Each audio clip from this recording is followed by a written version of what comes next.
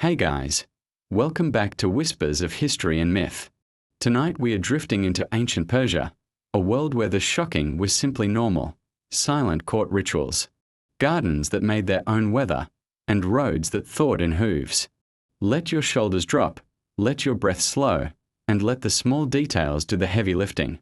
We'll keep the pace gentle, the sound soft, and the story steady enough to fall asleep to.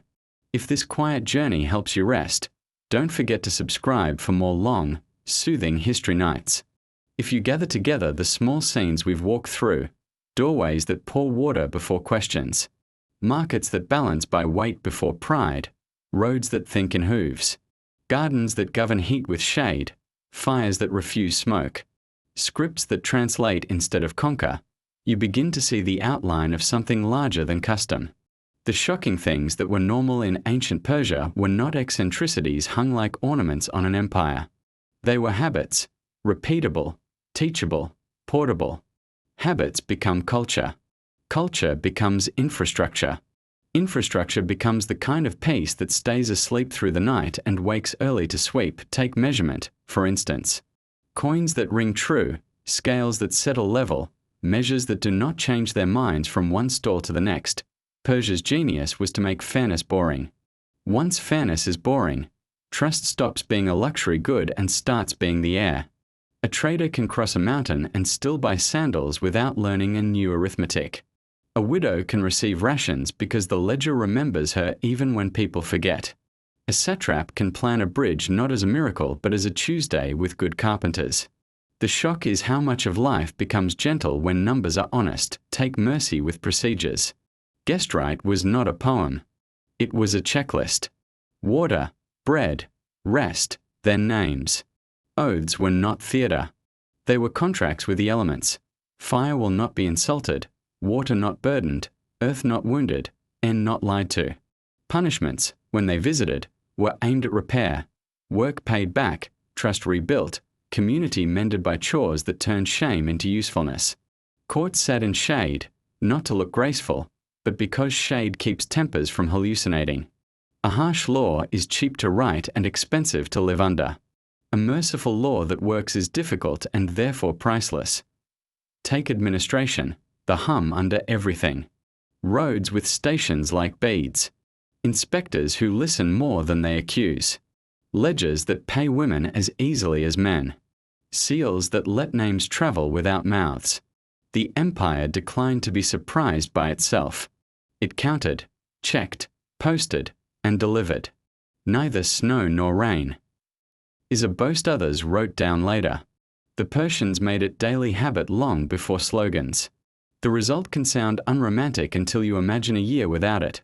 Messages lost, market sulking, canals silted, promises dissolving in the heat. Order is a lullaby when it is humane. Take architecture as diplomacy with weather. Qanats that sip mountains rather than stab them. Yakshals that domesticate winter for summer. Courtyards that turn noon into milk. These are not tricks. They are agreements with climate. A people who negotiate with heat rather than attempt to humiliate it build houses where old age can be kind and children can nap. You feel the policy in your lungs. The lamp burns clean. The vent knows its finger's width. The jar is cool. The room is a friend. Take education. That triangle the Persians loved. Ride, shoot straight, tell the truth. It sounds simple until you try to live it. Ride, learn calm, balance, and listening. Skills a person can carry into a court, a kitchen, a quarrel. Shoot straight. Practice attention until you can let go and still land where you meant. Tell the truth. Make your voice weigh the same every day so other people can build plans on it. These lessons make fewer heroes and more reliable neighbors. An empire of reliable neighbors can do outrageous things quietly. Take religion, cleaned of smoke. Fire tended like a child. Water handled as a living friend. Earth spared decay. Air given honest speech. Zoroastrian purity, at its best, looked like housekeeping given theology. The Tower of Silence will always startle modern eyes, but inside that choice lives a tenderness toward elements that keep cities breathable and rivers drinkable. The sacred was not asked to rescue laziness. It was asked to witness good practice and give it backbone. That is a kind of piety any house can understand. Take play that teaches. Chovgān, polo, for turning without turning mean. Falconry for patience that can cross a field. Hunts that feed kitchens and users of knives who keep their wrists literate. Music that sits under talk rather than shoving it. Festivals that reset ledgers as well as hearts. Even time itself served softly. Gnomons and clepsydras. Stars as neighbors, not tyrants. Calendars as choreography. Shock lies in discovering how much precision can be delivered at a whisper, and then, of course, the edges, punishments that left marks. Wars that thundered. Courts that could bite as well as bless. No empire gets to pretend it has no teeth. But Persia's teeth lived in a jaw built of routines that preferred predictability over terror. Even on campaign, tents faced wind the right way, rations arrived when they should, bridges were persuaded rather than bullied into being. The immortal's immortality was just good staffing and a quartermaster's ethics. That is not cynicism. It is admiration for systems that love continuity more than they love spectacle. What, then, endures? 3 quiet pillars. First, accuracy, weights, measures, promises that travel intact. Second, courtesy with rules, hospitality that doesn't depend on mood. Oaths that dignify truth with witnesses the world can respect. Punishments that remember the future. Third, maintenance, roads that think. Canals that are cleaned because someone wrote a line and someone else read it. Houses that make weather agreeable. Scripts and seals that let meaning cross languages without losing its shoes. So if you carry these pillars forward, you get an empire capable of kindness at scale. Kindness is not softness here. It is design. A city where the baker knows when the shadow reaches a mark. The clerk knows which month forgives a tax. The gardener knows how many heartbeats a sluice should stay open. The midwife knows how low a lamp must burn for a child to arrive as if expected. The courier knows which horse, which cup, which handed off tablet. The judge knows which elder and which weight to consult. That world hums. You can fall asleep to it and wake without dread. We call these things shocking because we are used to drama in our histories. Persia offers a different astonishment. How much civilization can be built of boring excellences, clean flame, trimmed wicks, straight seals, even coin, shade that lands where people sit, bread that tears like a small sigh, doors that pour water before questions. The shock is not loud. It is durable. It does not glitter. It lasts. When you drift towards sleep, let the empire shrink into a single room, a lamp with a neat tongue, a jug that has kept its promise to be cool, a square of stars caught in a basin, a folded cloth waiting for morning, a seal pressed into a piece of clay that says, "Done." Properly. The road will think in the dark. The sea will count. The garden will breathe. And the new day, Nowruz or not, will arrive exactly where you left it, because 1,000 small agreements kept the night from untying the knots. Ancient Persia, stretching from the mountains of Media to the deserts of modern Iran, was a place where what seems unusual today was simply part of daily life. Imagine waking in a mud brick courtyard house, sunlight falling through latticed windows, and hearing the call of sellers at the street gates. Already, the details begin to unfold, practices, beliefs, and customs that strike us as odd, but to them were the calm order of existence. One of the first shocking realities to our eyes is the way authority reached into the smallest details of life. The Persian kings, especially during the mighty Achaemenid dynasty, were seen not only as rulers but almost as sacred guardians. To speak in their presence, one had to cover the mouth with a cloth so that no impure breath might reach the king. For us, the idea seems strange, even theatrical. But for Persians, it was not a moment of awe, it was protocol, as common as removing shoes when entering a house. Another aspect, food and drink. Wine, for example, was consumed in quantities that might startle the modern imagination. At royal banquets, goblets of wine were refilled again and again, and drinking deep into the night was not frowned upon. The Persians even trained themselves to endure wine, regarding it as a sign of strength. Today, Such habits might be called excess. Then, it was honor and capacity. Clothing too could surprise. Noblemen often wore long robes dyed with bright, expensive colors, stitched with intricate embroidery. What might shock us most is the normalcy of wearing thick, heavy garments even under blazing desert suns. To Persians, it was not discomfort, it was dignity. And for women of high standing, wearing veils and layers of cloth was a sign of respectability long before such custom spread widely. What might feel restrictive now was simply a garment of status then. Even the concept of punishment held surprises. Cutting off noses or ears was a common royal sentence, not as cruelty for cruelty's sake but as a permanent reminder of disobedience. For us, it feels brutal. For them, it was simply law, an everyday reality accepted as part of order. In a society where reputation was everything, such punishments carried meaning beyond pain.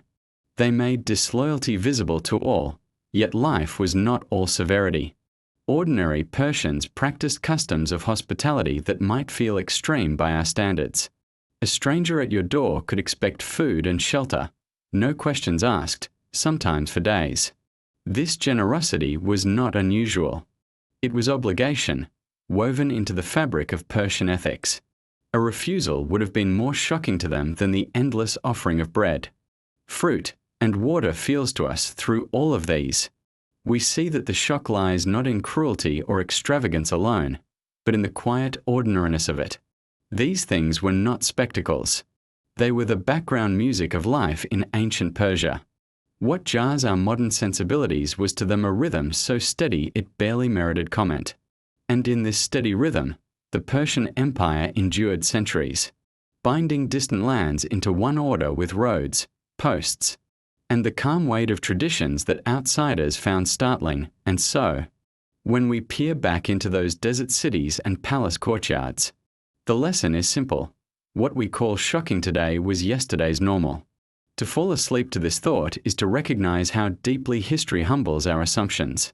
For every modern surprise, the Persians had a shrug, and for every practice that feels strange, they had a reason that, in their world, felt as natural as breathing. Step into an audience hall of ancient Persia and let your eyes take a moment to learn the distances. Columns rise like a calm forest, their fluted trunks cool to the touch. Reliefs along the walls show delegations from far provinces carrying textiles and bowls and animals that wear the geography of their homes in their coats. The light is daylight, sifted through high spaces so it becomes milk rather than glare. The floor is swept, the air is scented, faintly, with oil and herb and the clean dust of stone. And then something subtle arrives, the sense that speech here is not free-running water. It is irrigation. It is guided, measured, and given channels. The Persians knew, in their bones and ledgers, that order begins before words. So an audience with the great king is not a conversation, but a choreography. You begin far away and learn the grammar with your body, where to pause, how to hold your hands, how low to pitch your breath so it belongs to you but does not cross the room as an uninvited guest. The custom later called proskynesis, deep bowing, even touching the ground, does not feel exotic to those who live inside it. To them, it is simply how a small vessel moors at a harbour that receives many ships. You arrive, you show that your hull is sound, you lower your sails, and the harbour's calm becomes your calm. To modern observers, the detail that shocks most gently is the cloth. In that near space before the throne, some courtiers lift a scarf or veil to cover mouth and beard while speaking. Breath, in this room, is a real thing, warm, living, and therefore capable of impurity. The king is not a god in the cruder sense, but he is the guardian of order, and order here is also hygiene, of scent, of sound, of air. The cloth is not theatre for the eyes. It is a fence for the invisible. A sentence filtered through linen grows softer at the edges. Promises seem less likely to bruise when spoken that way, and rebukes, when they must be given, arrive as corrections rather than crashes. The approach itself is a slow current. Gifts move along it like boats. A length of dyed wool folded to exact corners. A bowl whose bronze rings like a bell if you are careless and set it down too hard. A lion cub, leash slack, blinking in the cool of the hall. a horse whose manner has learned a foreign wind. Each gift does two jobs. It honors and it informs. This is what the edge of the empire looks like today. The king, who sits not far and not near but at the point where this geometry completes itself, is clothed in stillness. He does not claim the room with noise. The room has already learned him. Along one side sit the scribes, men whose hands are steady the way a good lamp's flame is steady. They receive words into clay and parchment with the patience of farmers. A petition becomes a line becomes a tablet becomes movement, rations issued, bridges checked, a satrap informed, a garrison rotated before boredom becomes trouble. If you have only known courts where everything depends on the king's current mood, the Persian method surprises by refusing to depend on weather. The king's mind is present, but it is dispersed, too, into men who keep ink honest and seals in order. The empire records not because it is suspicious, but because it intends to remember, guards stand, more at ease than stiff, because the architecture does their work with them. Spearheads lean like tall reeds. Shields rest with a quiet that feels like confidence rather than threat. The silence is not empty. You can hear sandals in it, and a page's quick breath as he misjudges a step, and the scratch-scratch of a stylus like a cricket resting its case. You can hear the weight in the word yes, and the weight in the word later, and you can hear how each weight begins a path. Men leave this room and do what was said here. That is the true sound of authority. An ambassador from a sea-bright city speaks. He has learned the choreography in a morning, how to aim his face, how to let his voice fall like a ribbon and not a rope. He offers vessels that remember storms. He offers words that remember storms, too, trimmed of pride and shaped for distance. The king's reply is shorter than the visitor would wish and more exact. A scribe copies it into a second script so the road can carry it faster. A steward notes what food this man's retinue will be given at the relay stations on the way home. And underneath all of this runs the logic that might surprise you most. The court's politesse is not a costume over fear. It is the empire's operating system. Courtesy makes information move. Between formal steps, human things occur. A fly dares the air and a ringed hand flicks it away. Two courtiers exchange a glance that holds a joke inside it, and then erase the joke because this is not the place it belongs. A sandal strap gives up and is repaired by a servant who has a boundary. 2. He does not look up past the knee of the man he serves. A boy with a jug of water miscalculates how heavy older hands are and is corrected with a touch, not a shout. These are not exceptions breaking the room's rule. They are proof the rule knows what people are like and fits them anyway. The Greeks called the posture of the Persian court submission. They told stories of free men forced close to the ground. But living inside the practice feels different. If everyone bows, bowing is not humiliation. It is the floor's language. If everyone covers their breath near the throne, the cloth is not an erasure. It is a translation. The shock we carry into our reading of this space dissolves in its air. The court is not a theatre for one man's power. It is a device that turns will into paper and paper into roads. There is an aftertaste to the audience that bears describing. When the emissaries have left and the last scribe has sanded the ink to dryness and the guards have been relieved, the room empties the way a mouth does after a word. The king walks where the delegations walked, and he hears what they heard. And he lets the silence speak its report, about fatigue, about attention, about the distance between what he asked and what was promised. That distance is small or large depending on the morning. Tomorrow, the road will measure it with hooves. Next season, the tax rooms will measure it with grain. Next year, the gardens will measure it with water. The court chooses rituals that make later measuring possible if you sit at the edge of the dais in your mind and let your breathing slow. You can fall asleep to this. Power that needs no roar. Administration that treats a promise like a string drawn from this room to a distant gate. Officials who carry sentences like steady cups. A king whose presence is not a thunderhead but a pressure system that keeps the empire's weather from becoming a storm every day. What shocks us, on first glance, is that so much weight can be carried by quiet. What calms us, after a long look, is realizing that quiet was the weight. Picture a ribbon of pale dust running from one horizon to the other, stitched with hoofprints and the shadows of mile markers. This is not a lonely track. It is a decision drawn across mountains and steppe, the royal road. If you sit beside it in your mind, in the mild heat of late morning, you begin to hear something quieter than caravans, the empire thinking. Stations appear at intervals like beads on a string. A clay jar of sweet water waits in the shade. A manger is already filled. A little stack of tablets and a small, careful seal sit on a low table. A relay horse shifts its weight as if it knows what is coming. Nothing shouts, and yet everything is ready. Messages move here with a patience that defeats distance. A rider arrives with a tablet wrapped in cord and clay, a satchel holding a second copy against accidents, a name pressed into seal like a thumbprint of authority. He does not linger. A stable hand steps in, the saddle changes backs, a few measured mouthfuls of watered wine are swallowed, and another rider is already pointing his horse at the long line of land. For us, speed feels like engines and a rumbling hurry. For them, speed feels like preparation and a refusal to waste minutes at the edges. Neither snow nor rain nor heat nor the gloom that comes early in winter. Those are not oaths here, but habits. The road does not promise. It provides. The far end of that tablet is a satrap, a governor whose province might be the size of a small country in our maps. He sits in a room that smells faintly of reed mats and ink, where clerks keep 2 calendars, the king's and the weather's, and try to make them agree. Taxes are grain and animals as often as coins. Wages are measured in rations, wine for travel, oil for lamps, barley for strength. A grievance about a bridge arrives with the rider's breath still on it. A request for timber follows 2 days later, already bearing a note from a forester who has counted what can be cut without wounding next year. The satrap is not a free-floating lord. He is a knot in a net. Tug here and something moves there. The surprising part is how little noise.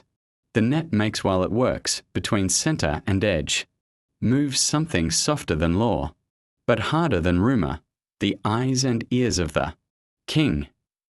Inspectors and listeners travel without trumpet or bright sash, and their task is not to spring traps but to keep the empire from turning into a story people tell to themselves instead of a machine they maintain together.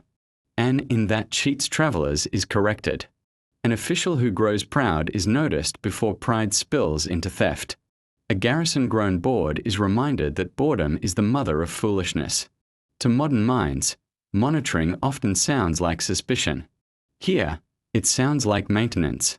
The empire listens to itself so that it does not surprise itself. Markets huddle to the road as birds huddle to a river. A woman sells dyed wool thick as evening. A man shows a knife whose edge has learned patience on a whetstone. A tray of dates glows like small suns. A soldier loosens the ties of his sandals and thinks not of war but of blisters, while a courier in a linen cap taps the sealed tablet against his palm, waiting for the fresh horse to stop breathing like a kettle. Languages mix and turn clear in a shared script, Aramaic on clay that can be read from Lydia to Susa without the reader raising an eyebrow.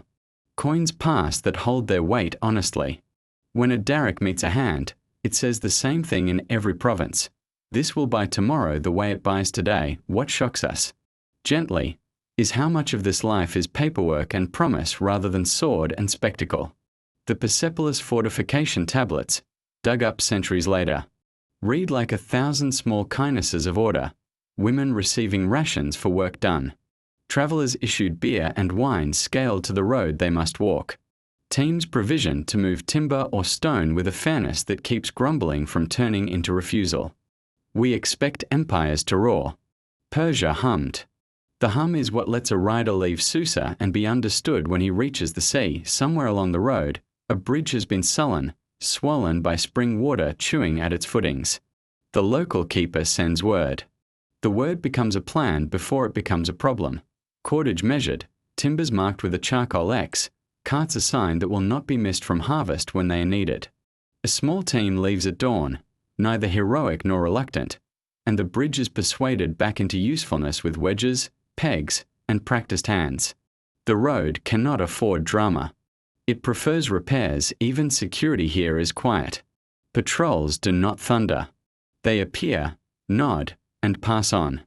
Bandits live in stories more than on this track, because the track belongs to everyone and so everyone watches it with the benign suspicion neighbors reserve for their common fence. If a traveler limps in, a jar is tilted and a heel is bandaged. If a stranger lingers too long near the satchel table, a few eyes rest on him without heat until he remembers where his own eyes should look. There is no need for speeches. The habit of peace is its own guard.at dusk the station's change voice. A boy sweeps the yard. A woman checks the oil in the lamps and trims the wicks so the flame does not smoke and turn the ceiling into a black ledger of neglect. A clerk rolls his stylus in a damp cloth and tucks it into a tube. The horses eat and then rest one leg at a time, like men who were taught not to lean. A rider, wrapped in a cloak that smells of sweat and clean leather, sleeps with his head on his satchel so that when he wakes, the message will be where his face knows to find it. Morning is only hours away. The empire turns in its sleep and reaches for another sentence. All of this feels normal to those who live inside it. Shock belongs to those who visit and expect either chaos or theatre. Persia offers neither. It offers the comfort of a system that dislikes emergencies and therefore has few of them. The king's will moves not as lightning but as a current in a canal, guided by stone cut weeks ago by hands that believed in next month. The road is the canal. The riders are the water. The stations are the small locks that raise and lower the surface just enough to keep things flowing. If you listen, you can hear the empire breathing through the miles like a sleeper who has learned a steady rhythm when you are ready to sleep yourself. Imagine the rider you last saw disappearing into a distance that is not threatening because it is mapped in lamplit minds. Each hoof fall is a syllable. Each station is a comma. The message is a sentence that does not stumble. Somewhere far from you, a governor will unwrap it and nod. A scribe will write one more neat line. A steward will set aside the right measure of grain and oil. And the road, thinking without boasting, will already be arranging the answer. Walk from the dust-bright road into an enclosed space where air changes its mind. The Persians called it pairidaeza, a walled garden, and inside, the world behaves as if persuaded rather than conquered. Water moves in channels no wider than a palm, crossing and recrossing so that each bed of earth feels noticed. Cypress draws straight lines that teach the eye how to rest. Pomegranate, fig, and vine offer a slow calendar of sweetness. What might shock us is not that such places existed, but that they were ordinary features of a well-kept estate, maintenance as philosophy, pleasure as proof that rule could be gentle. Here, cleanliness is not a scold. It is hospitality. A shallow basin waits near the shade.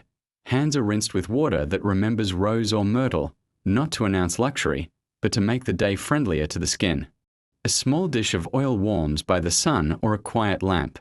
A beard is combed until it lies like good writing, and hair is pinned beneath a veil that smells faintly of summer from a jar opened just wide enough. To us, this attention may feel extravagant. To Persians, it was correctness. A garden, a person, a table, each tended so that neither heat nor hurry carries the afternoon away. Meals here do not pounce. They gather. Flatbreads arrive still breathing flour dust, set beside bowls where herbs and yogurt calm each other. Meat is sliced thin, patient with spice. Pickles brighten like punctuation. Wine takes its time, and cups are refilled by hands that know precisely when a guest will want more and when they will prefer the taste to fade. Music does not perform so much as keep the air company. Children learn to pass plates without tilting them. Servants learn to move like commas, present, guiding, and almost invisible behind the softness it ledgers. A gardener opens a sluice with a fingertip and counts heartbeats until the soil shines, then shuts it, because excess is the enemy of enough. A steward tallies figs by basket and season, weighing out what can be eaten fresh, what must be dried, what will sweeten a winter pot. A woman knots a veil not for secrecy but for weather, and a man chooses a lighter robe because the courtyard shade will do the rest. The surprise is how much calculation lives inside ease. Paradise is not an accident. It is an audit done kindly. Even talk follows the garden's plan. Big subjects choose cool corners. Small subjects stroll along the rills. Agreements are made at a pace that keeps tempers from boiling. A cousin describes a caravan's progress in measures of days and wells rather than boasts. A visitor from the coast names fish by season, not by size. The empire's distances shrink without anyone pretending they don't exist. People leave a table neither proud nor defeated, but steadied, as if the cypress had lent them its backbone for the walk home. When evening leans in, lamps are coaxed to a low, clean flame. Smoke is a stranger here. Perfume softens from flower to resin, from daytime brightness to night's slower vocabulary. A last plate passes, nuts, a bit of honey, maybe the final figs a steward decided could be spared. Water is heard more than seen. A child yawns and is answered by another yawn, and the adults smile because gardens respect such signals. Sleep, like everything else, is arranged so it arrives of its own free will. It is easy to imagine empires proving themselves by raw and iron. Persia also proved itself by shade and water. A garden shows a visitor that the people who rule here can talk to heat and get along with it, can spend attention where violence would spend fuel. If this gentleness shocks us, it is only because we have forgotten that the opposite of chaos is often care. In the morning, the basins will be rinsed, the channels checked, the olives counted, and the day will begin again, not with trumpets, but with the soft arithmetic that keeps paradise possible. If you stand at the edge of an ancient Persian town in your mind, just where houses thin and rock begins, you'll feel the air change into something bare and honest. Here the Persians did a thing many moderns find shocking, and they did it without drama. They gave the dead to the sky. Not to flame, because fire is holy and must not be insulted by decay. Not to the river, because water is living and must not be burdened. Not to the earth, because soil is fertile and must not be wounded.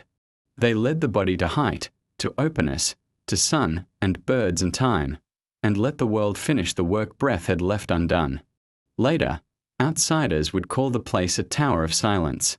In its own hour, it was not a tower so much as a decision, to keep fire, water, and earth pure by employing the fourth partner.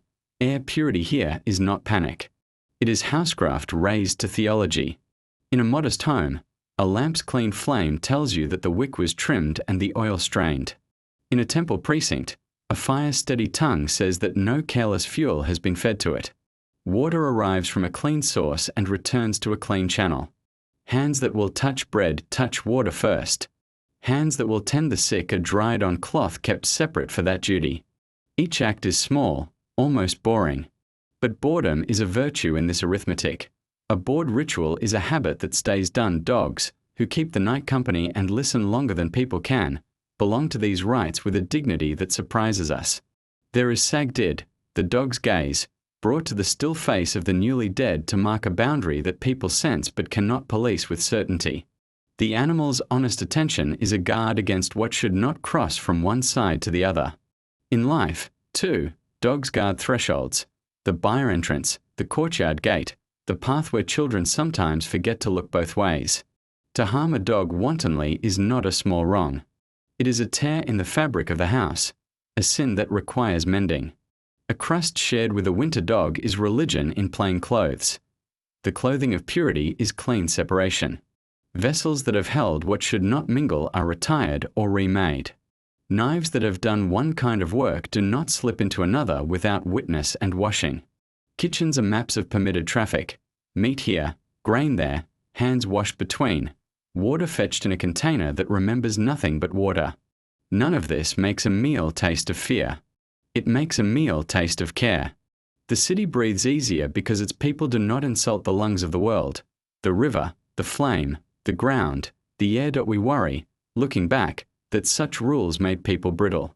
The record suggests they made them exact.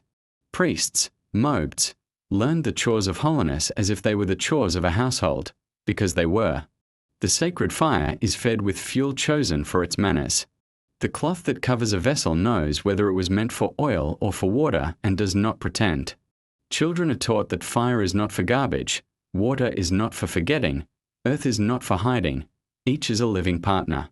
The shock, when you learn to listen, is not how strange this sounds, but how familiar it feels in rooms that run better when no one pours trouble down a drain. Die in the high place where the dead are left to sky and sun.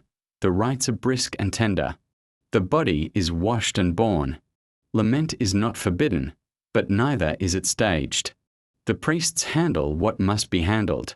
The family steps back when the moment calls for the world to do its necessary work. In time, bones are gathered aside so that the place remains a place of air, not a storehouse of grief. Nothing is hidden from the day. Nothing is forced upon it. The city below continues its chores with a steadier heart for knowing that it has not fouled what it depends on down in the streets. The same logic runs through quieter things. A woman heats water until it answers the wrist with warm enough, not boiling anger, then uses it for washing that asks for kindness, not steam. A man pinches a lamp to the exact brightness that reads a tablet without scalding lungs. A child is sent to the well with a clean jar and reminded, gently, that a jar remembers what it holds. If he forgets, the jar is refired or replaced. No speeches. Just the acceptance that purity is a practice that loves repetition. Visitors from elsewhere sometimes mistake all this for austerity. It isn't. It is housekeeping scaled to a city and then to an empire. It is an affection for elements so brisk it looks like rule, and a reverence for rule so humane it looks like affection. Bread is still broken. Wine is still warmed by hands before lips meet its rim. Oil still shines a beard into good order before the day walks out into dust.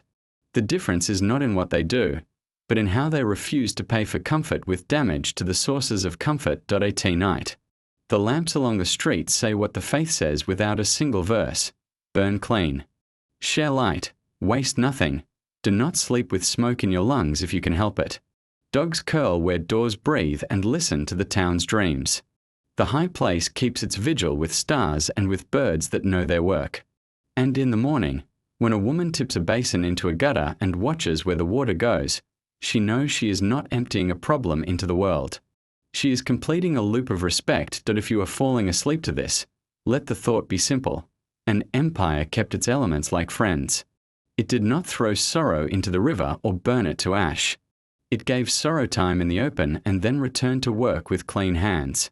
The shock, perhaps, is how much gentleness law can carry when it chooses to keep fire from insult, water from burden, earth from hurt, and air from forgetfulness. The comfort is knowing that such gentleness is made of acts you could do tomorrow. Trim a wick. Wash a cup. Pet a dog. Speak softly in the presence of what you should not bruise. If you lean close to a clay tablet, the kind that once sat in a storeroom in Persepolis, you can almost hear the room it lived in, the scratch of a reed stylus, the soft thump of a seal, the breath of clerks counting measures. It isn't a room of proclamations. It is a room of provisions. And in line after steady line, women are there, not as footnotes, but as named workers, supervisors, travellers with rations for the road, mothers with extra allowances after a birth. The surprise, if you are used to history that thunders, is how calmly this appears. No trumpet announces, women are paid. The tablet just says, so many measures of barley, so much wine, for so-and-so and her crew. An additional portion because her infant is with her. Transport issued for the journey from this storehouse to that worksite. It is not drama. It is administration. That is what makes it powerful. Picture the setting outside the tablet room, a long, low building with shade along its wall. Baskets of grain. Jars sealed with clay and string. A track worn by sandals and donkeys. A woman arrives with 3 assistants. She has authority enough that her seal earns quick respect.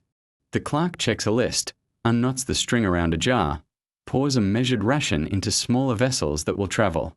There's no speech about rights. There is a habit of paying what is due. Her crew will stitch textiles for a palace store, or press oil, or carry stone chips and water at a building site where dust argues with the sun. Work is work.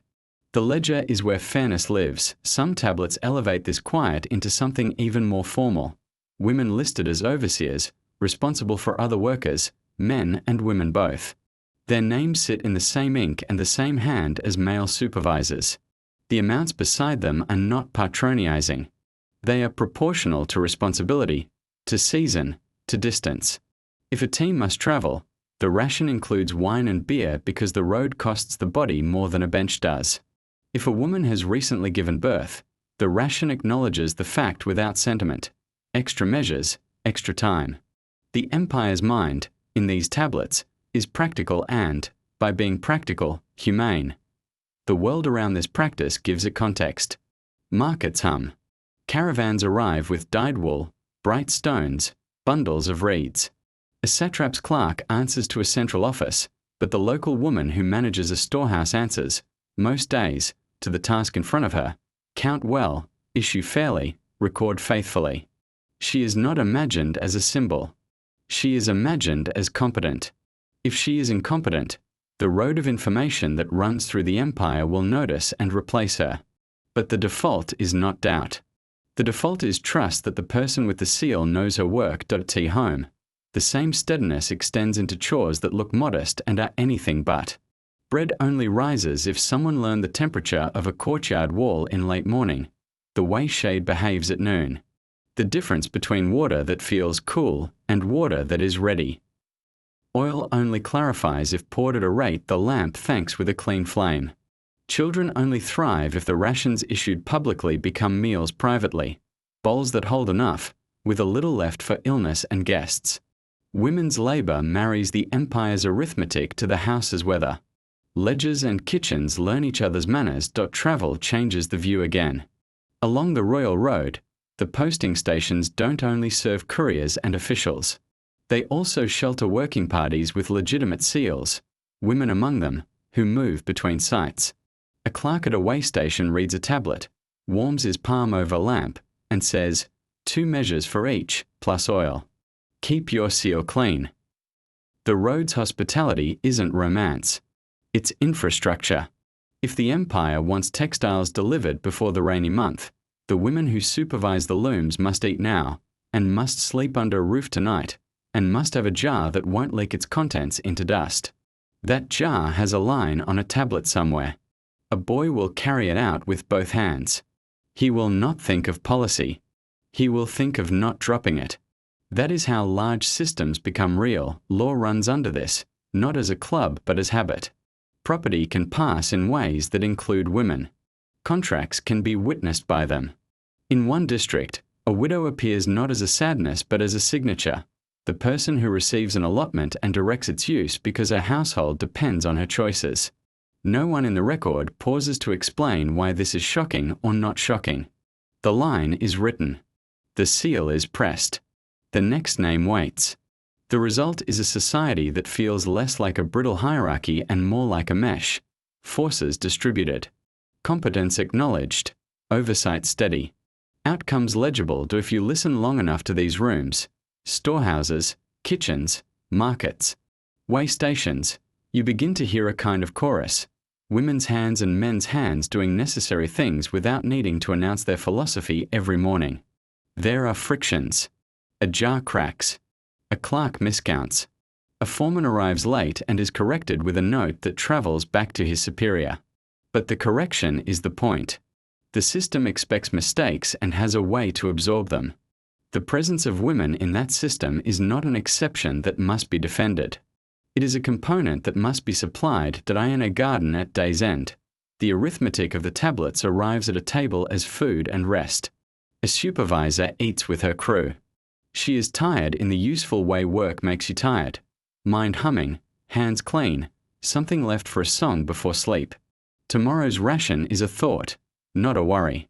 The seal will work. The clerk will read. The road will be kind. This is not a myth of equality written to soothe us. It is a pattern of predictability written to hold a life together. The empire is less interested in announcing what is allowed than in recording what was done. That record tells us that women did a great deal, that if you need a sleep thought to carry, take this one. History's loudest stories are not always its truest. In a room that smelled of clay and oil, a woman placed a seal, received her measures, counted heads, and led people to work that would stand as stone and textile long after her name was forgotten. The tablet kept her in the chorus for us. The hum of that chorus is the sound of a world where rights are not slogans but weights on a scale that balances and balances again until the page says fair enough and the door can close. If you empty a Persian purse onto a low table in your mind, you hear a sound that empires envy, gold ringing true. A derrick, heavy, honest, the king's image pressed in relief, does not argue about what it is. It simply sits with a gravity that merchants trust. Silver sigloy keep it company, smaller moons to that sun. To modern ears, coinage is a background convenience. In ancient Persia, it was a quiet revolution, a way to make promises portable, wages legible, and distance less cruel. What shocks us, if anything, about this system is how little spectacle it needed. No fireworks attend the moment when trust becomes metal. Only ledgers do, and the habit of weighing fairly before coins, barter and tally served. After coins, those still lived, but with a companion that smoothed their edges.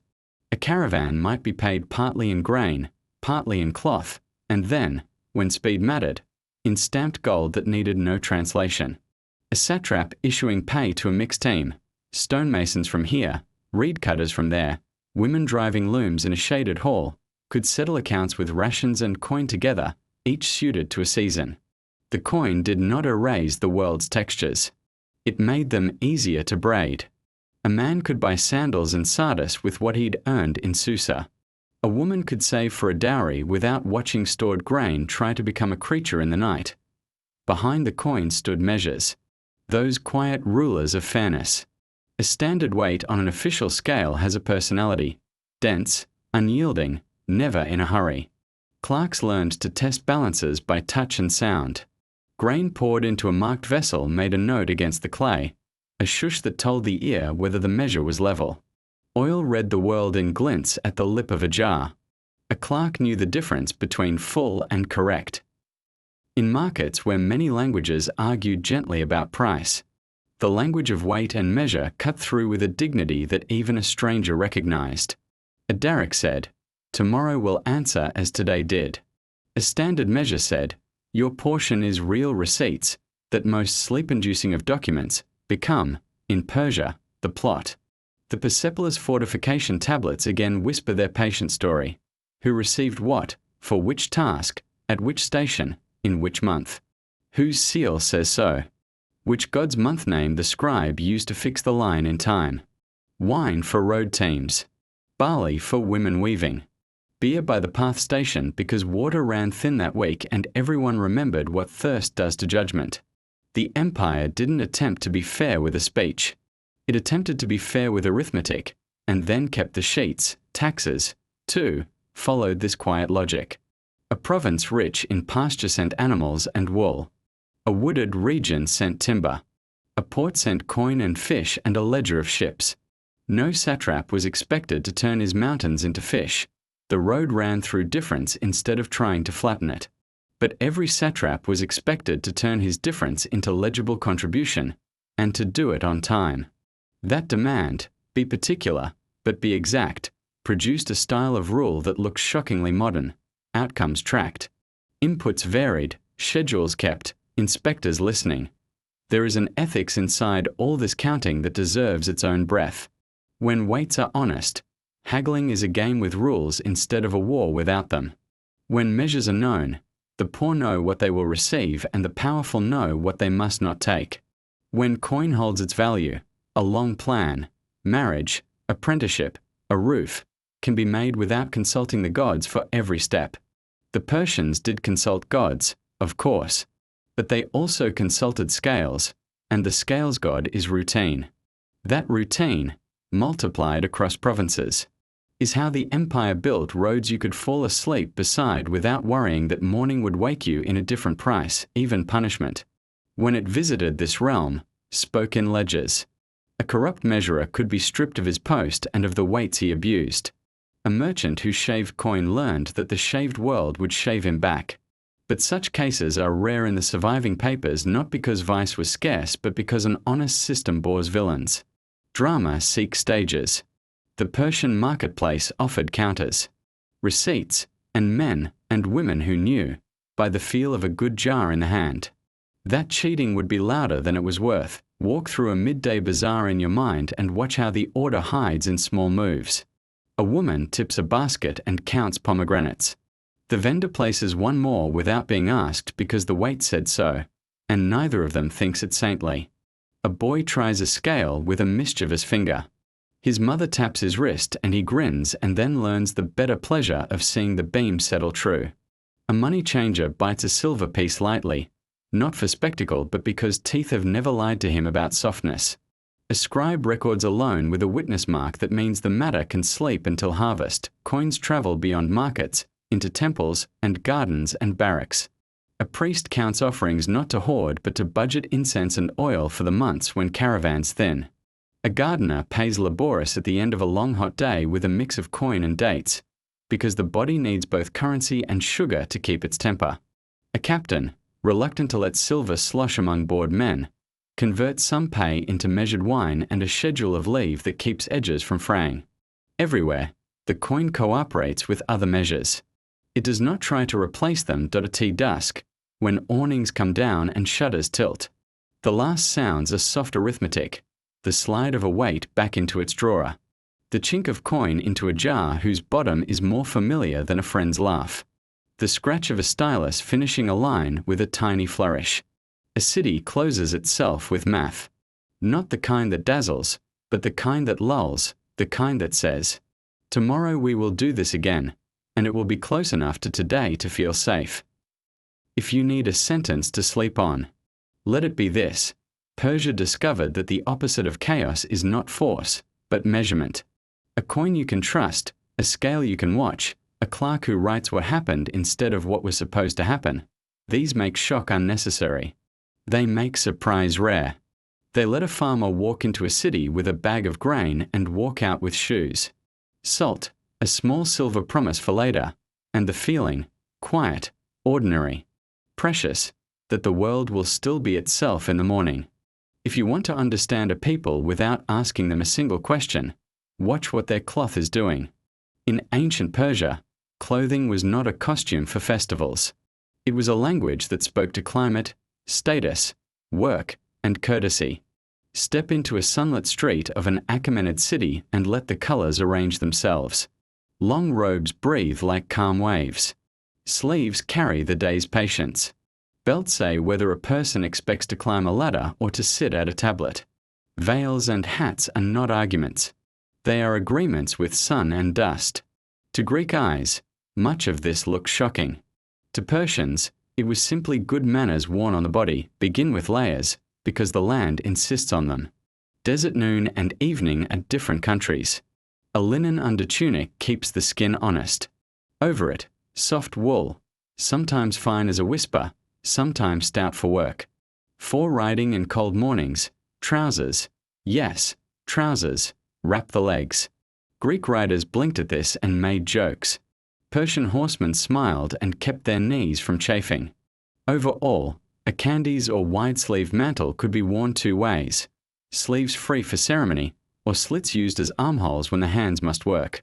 Cloth here has positions, like a lamp wick, lowered for cool, raised for wind, trimmed for business. Colors speak first and then keep quiet.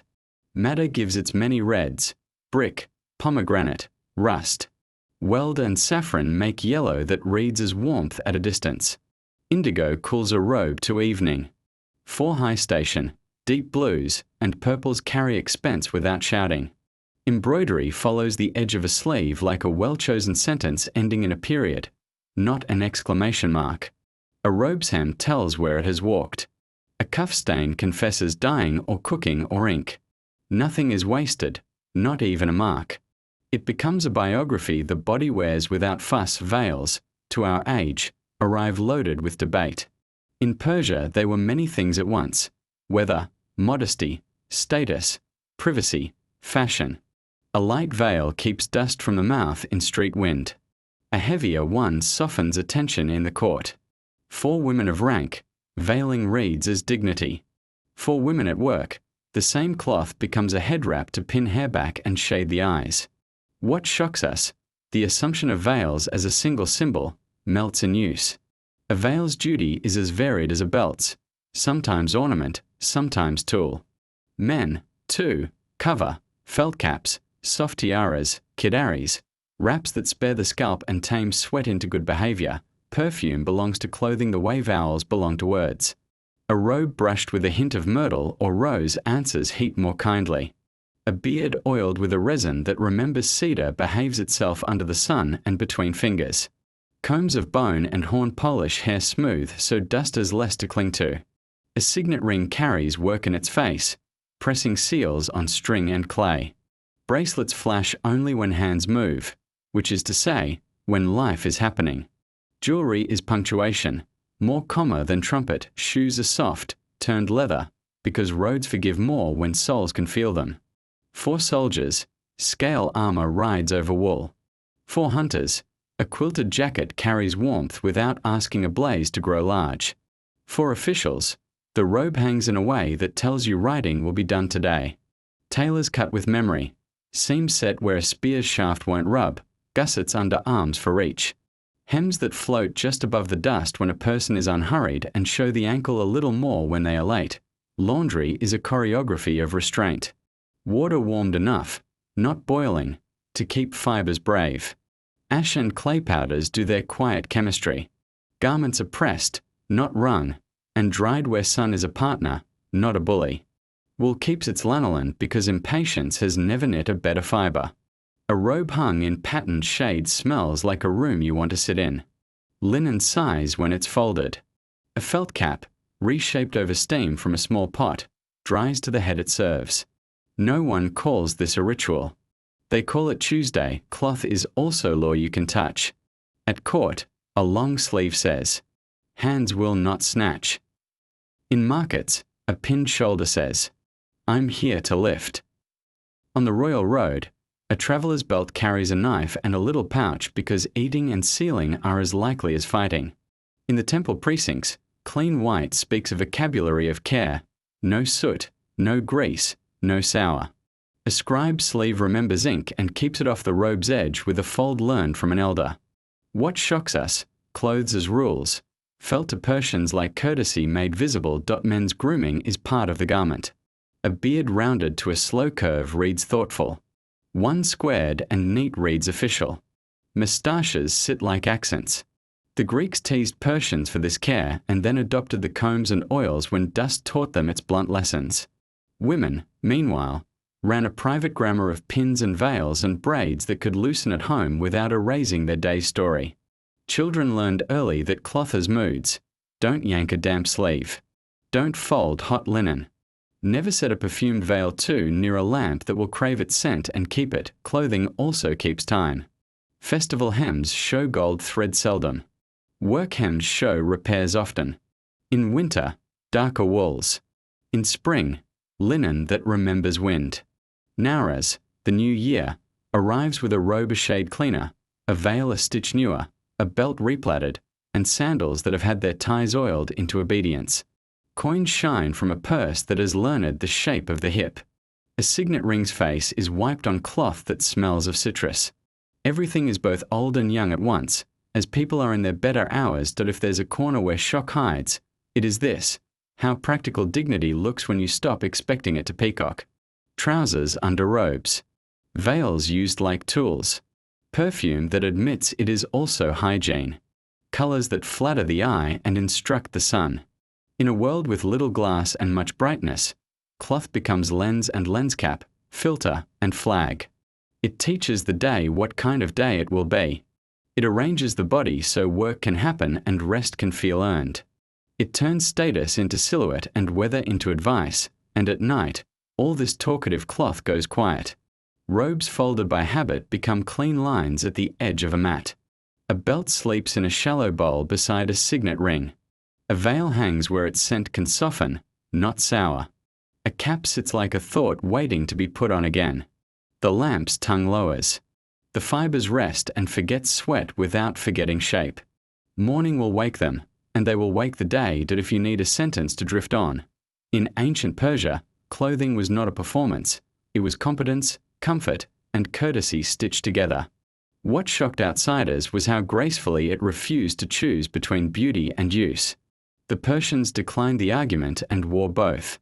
Follow a narrow path out of the city and the air shifts from spice and clay to grass and dust. You arrive at an enclosure that is not a prison but a promise, a royal paradise, a hunting park whose trees are set like careful thoughts and whose water is taught to linger where hooves will be thankful. Outsiders called these places trophies. Persians treated them like classrooms. Animals were not only quarry. They were teachers of distance, patience, and breath. Men learned the manners of wind here, and horses learned the manners of men. The shocking part for us, raised on either cruelty or sentiment, is how ordinary the hunt could be, part exercise, part inspection, part distribution of meat, part lesson in calm.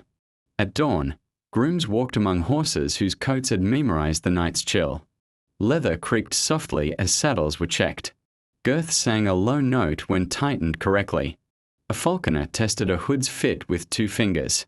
The bird shifted, felt the glove, and settled into the quiet that says the day will go well. No one shouted. Hunters who shout spend the morning looking for what silence would have brought to them. Deer lived in these parks like chess pieces live on a board, free to move, within rules made to teach. A king did not prove himself by slaughter. He proved himself by placing, by turning the field into choices where mercy and skill mattered more than numbers. A neat shot into meat meant meals for kitchens and work crews, fat rendered for lamps, bones for tools. A messy shot taught humility and better aim. Even when lions were brought to certain parks, a practice that makes us frown now, the lion's presence was a problem to be solved, not a chance to stage panic. Dogs coursed where they were told. Spears were the punctuation at the very end of sentences written by pace and position. Horses were the other curriculum. Persian horsecraft would one day ride across continents. Its quiet began here. In loops of practice, the body remembered better than the mind. Mount slow. Sit heavy only when asked. Let the hand speak to the rein like a friend, not a jailer. A boy learned that a horse's ears are letters. Forward, a question. Back, a complaint.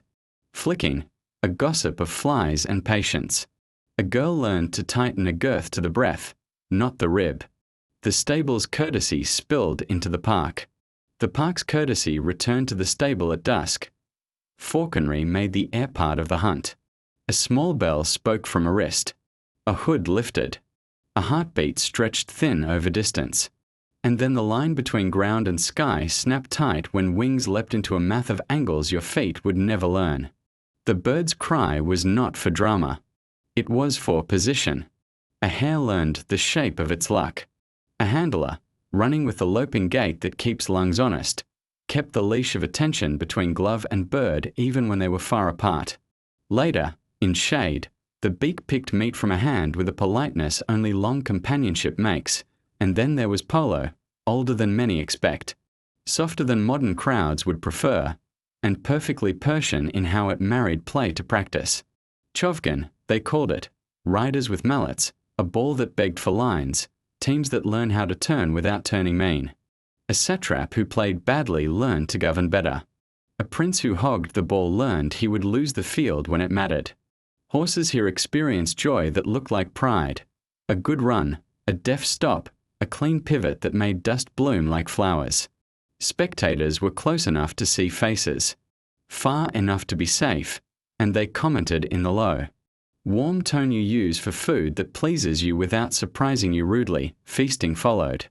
And again the surprise is the absence of a trumpet. Meat returned from the park to the kitchen to the table with notes attached, figurative, sometimes literal. This portion for the work crew repairing the canal. That portion salted for a garrison on the road. The finest cut laid by for the temple's next day of generosity. The king ate last sometimes, or seemed to. What mattered more was that others ate in the right order. A hunt that feeds badly fails, no matter how pretty the ride looked. A well-fed park is a peace treaty between city and countryside. Clothes in the park spoke a more athletic dialect of the city's language. Sleeves pinned back. Belts that expected sweat. Boots that confessed dust and didn't mind. Women rode with veils folded to let air through and eyes do their work. Men wore caps that kept sun from scalding them into mistakes. Children watched with the stillness of hawks and then exploded into imitation as soon as the grown-ups' eyes turned kinder. A boy who learned to carry a mallet without knocking it on his horse's shoulder learned not to knock scrolls off a scribe's table later.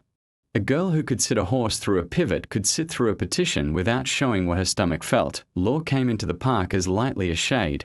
No cruelty to beasts kept for teaching. No waste. No boasting that turned skill into a tax on other people's patience. Injuries were treated without speechifying. A horse cooled with water at the knee, not over the back. A falcon with a bruised wing rested and was not blamed for weather. Bad habits were corrected early.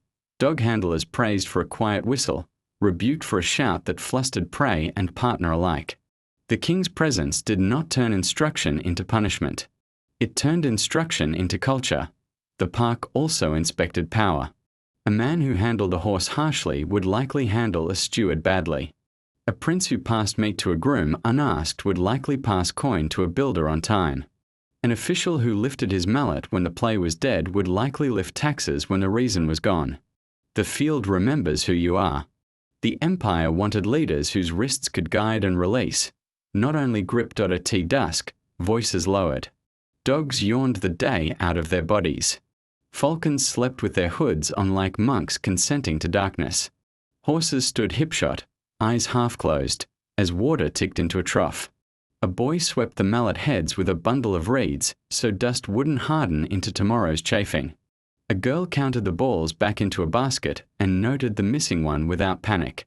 The park's ledger closed with the same soft pressure as a lamp's wick being trimmed, though if we insist on shock, we may find it in how non-theatrical the Persian hunt could be. No horns brayed lies about courage. No crowds screamed themselves hoarse for the pleasure of noise.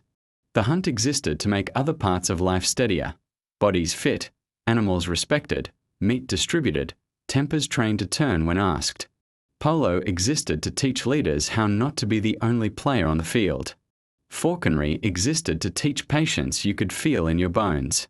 The park existed to remind the city that land is not a servant but a partner, one that prefers gentle requests to loud demands. Carry this as you drift, an early sun. A horse warming under you without resentment. A falcon's weight leaving your glove like a promise you know will return. A ball rolling true between mallets that trust wrists, that trust spines, that trust saddles, that trust grooms. Men and women moving through a green geometry made by care. The empire's quiet genius appears again. Teach with pleasure, bind with habit, feed with precision, and let the day end without having wasted anyone's breath. If you listen closely at the end of the Persian winter, you can hear a house take a longer breath.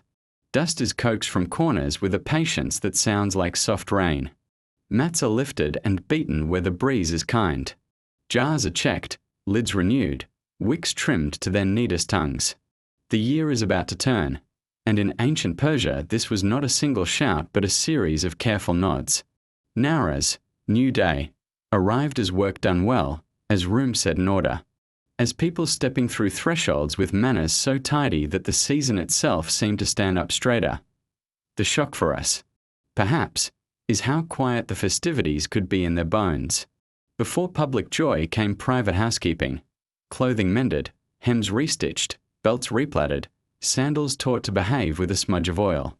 The garden's channels were cleared with fingers and small sticks. A sluice opened just long enough to let water remember its path. In kitchens, old jars gave way to clean ones. What was left from winter's strict arithmetic became gifts for the neighbors who had carried a heavier load. The house that sleeps well into spring is the house that wakes early to sweep. Green was the guest of honor. In bowls set by sunlit sills, grain sprouted, new shoots that said, without any speech, that the world was still willing. Children checked them each morning with the seriousness of priests. Too dry. Too crowded. Just right. When the time came, the shoots sat at the center of a small table ritual that felt like an inventory of hopes. Not every later symbol we know must be pressed backward into this hour. But the grammar is old. Sweetness for a sweet year, brightness for clear days. A mirror so faces would see themselves kindly and remember to behave like the people they wanted to meet. Light played its part. In some places, small, well-behaved flames, little festival fires, were set where they would not bully the air, a few sticks arranged like a modest star, tended so they burned clean. People leapt lightly, not to defy the sacred fire but to ask heat to carry the year's tiredness away and return courage in its place. It was less a stunt than a blessing passed ankle to ankle. Smoke was kept shy, as always in a culture that loved fire by keeping it honest. If you stood nearby, you heard laughter and the small thrum of sandals finding ground again without scandalizing the dust. The court observed Nowruz in a different register, more stone. More schedule, the same heart. Delegations, the ones carved into Persepolis reliefs, arrived with textiles and bowls and animals that announced the empire's far horizons. The king received gifts not only as wealth but as calendar, a roll call of places that still agreed to be tied together. A steward's lists were as much a rite as any dance, tax remissions noted, arrears forgiven, stipends adjusted, wages planned with a generosity that made the new year feel like a lever pushed toward fairness. A good ruler did not merely count. He reset, surprise hides in the ledgers more than in the songs. Records from the administrative heart showed distributions timed to the turn of the year, wine, grain, oil, because bodies that have carried winter's carefulness need proof that spring will carry them back. Women supervisors appear in these lists, their crews rationed for journeys or production that will begin with warmer mornings. The new day is not metaphysics alone. It is logistics. A road is repaired before rain can make mischief. A bridge gets its pegs checked. A market's weights are retested so the first haggle after the holiday lands true. Clothing changed voices, too. Robes that had remembered darkness made room for linen that remembered wind. A fresh stitch at a cuff felt like news. Veils smelled lighter, myrtle, lemon, rose. A beard's oil lost winter's heaviness. Children were given a coin or a sweet, or both, and told that clean was a kind of luck you could make.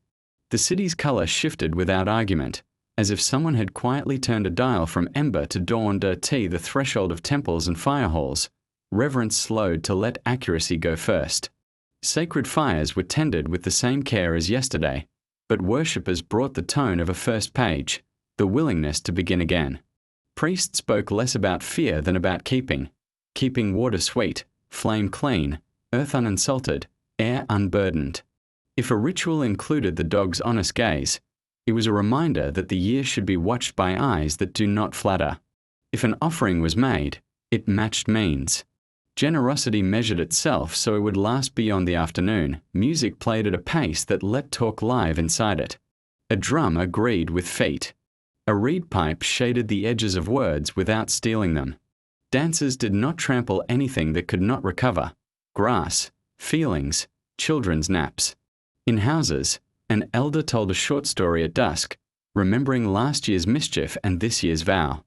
There was laughter, and not the brittle kind. And later, when lamps were lowered, the quiet sounded like sleep arriving properly for the first time in months. There were public moments, too, that felt like a city's sigh of relief. Markets reopened the way lids lift from jars. A money changer sanded the bruise from a counter and laid out his honest weights. A weaver who had kept a bold piece for luck brought it out and sold it because spring prefers circulation to hoarding. On the Royal Road, the relay station stood ready. Horses combed to a gloss that made even their shadows look well-fed. Messages carrying the New Year's decisions set out at dawn, and the road, faithful to its habit, thawed in hooves. Not everyone felt only ease. Grief has its anniversaries, too. For those who had lost someone, the new day arrived as a kindness slowly taken, a room swept with a steady hand, a lamp trimmed without smoke, a seat left open without turning that absence into a spectacle. The culture did not ask sorrow to perform. It asked it to breathe. That, too, is how a year turns. When the holiday thinned from festival to aftertaste, the lessons remained. Clean first, then feast. Forgive what can be forgiven. Record what must be recorded. Let green teach you that small beginnings become shade if you water them. Keep fires modest and manners large. Give neighbors a reason to believe the calendar is not a trick. A city that does this feels new not because its stones have changed, but because its people have agreed to act like daylight is a standard they can meet if you want a sentence to drift on tonight. Try this. Nowruz in ancient Persia was administrative mercy and household grace wearing garlands of green. It turned shock into agreement, into the simple astonishment that washing a floor and resetting a ledger can feel like hope. The empire woke without rushing. The houses woke without boasting, and the year walked in as easily as a guest who knows where the cups are kept. Close your eyes and step into a Persian house at noon. The street beyond is a white hum, hooves, sandals, merchants talking in the key of sunlight. But inside the doorway, heat forgets how to argue. A short hallway turns once, then again, like a river taught to meander.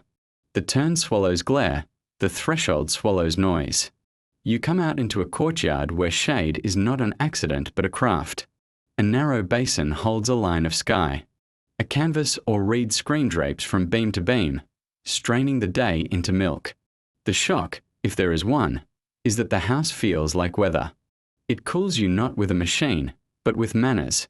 The manners begin below your feet. Far upstream, sometimes many kilometers away, an underground gallery called a qanat has been cut through gravel and bedrock with a geometry that is more prayer than tunnel, a gentle fall. Never hurried, so water will walk to the city without losing its temper. Along the route, vertical shafts dot the land like a sequence of commas. Men were lowered down them with lamps and baskets, and the earth that came up became the line of pale mounds you can still see from a hill. By the time the qanat reaches neighborhoods and gardens, water is cool from its long sleep inside the mountain. It enters a cistern, rises in a jar, threads a channel. You can drink a cup or simply sit where air passes over a rill and gives your skin the kind of news it prefers day and summer. The house carries this logic into its bones. The thick walls, their hearts full of mud brick and straw, store night like a memory and spend it slowly all day. Doors are few and clever. Windows face the courtyard like listeners, not the street like shouters. Rooms have two kinds of selves, one edged in afternoon, one edged in morning, so a family can move like shadow does, from cooler to cooler, without martyrdom. The floor under the awning is spread with mats that remember damp from an hour ago. The damp evaporates and drafts become kindness. You could write an ode to the way a reed screen changes a noon into a habit you can endure. To the edge of the quarter stands a domed mound that looks, from far away, like a sleeping animal. It is not a shrine. It is a yakshal, an ice house.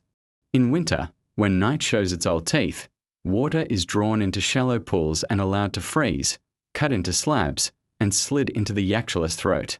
Inside, the conical vault covers a deep pit lined with mortar that refuses to drink. The thing is so well shaped that heat forgets how to climb, and all summer the city has cold for sherbet, for a feverish brow, for fish that would rather think of the sea than of flies. The idea that ice in August could be normal begins to feel shocking only when you live elsewhere. Here, it is what good geometry and patience produce. Water manages more than thirst. It settles dust where courtyards meet ovens. It keeps the temper of bread dough civil. It makes a low voice carry through a lattice without the dryness that turns speech sharp. In the temple precincts, water is kept ceremonial. In kitchens, it is kept ready. In the garden, it is kept moving. A sluice is opened with a fingertip, closed with the same, as if to say, enough is the most important measure.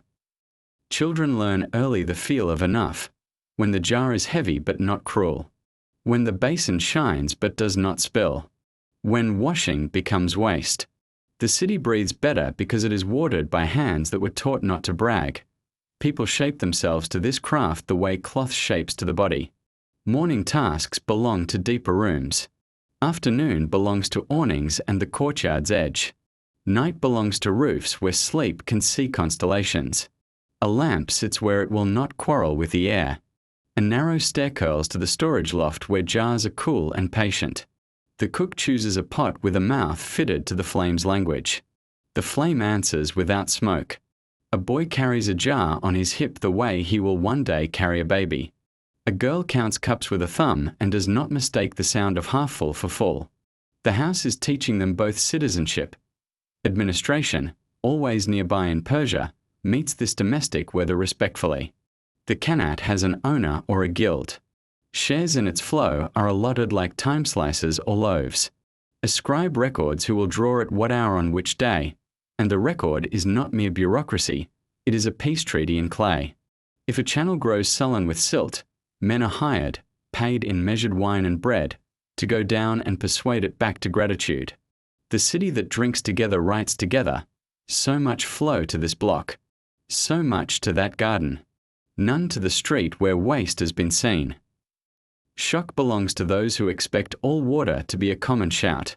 Here it is a shared sentence with careful commas. Bathing enters this story without trying to become Rome.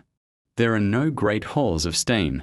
There are rooms that know what to do with pans and pitchers.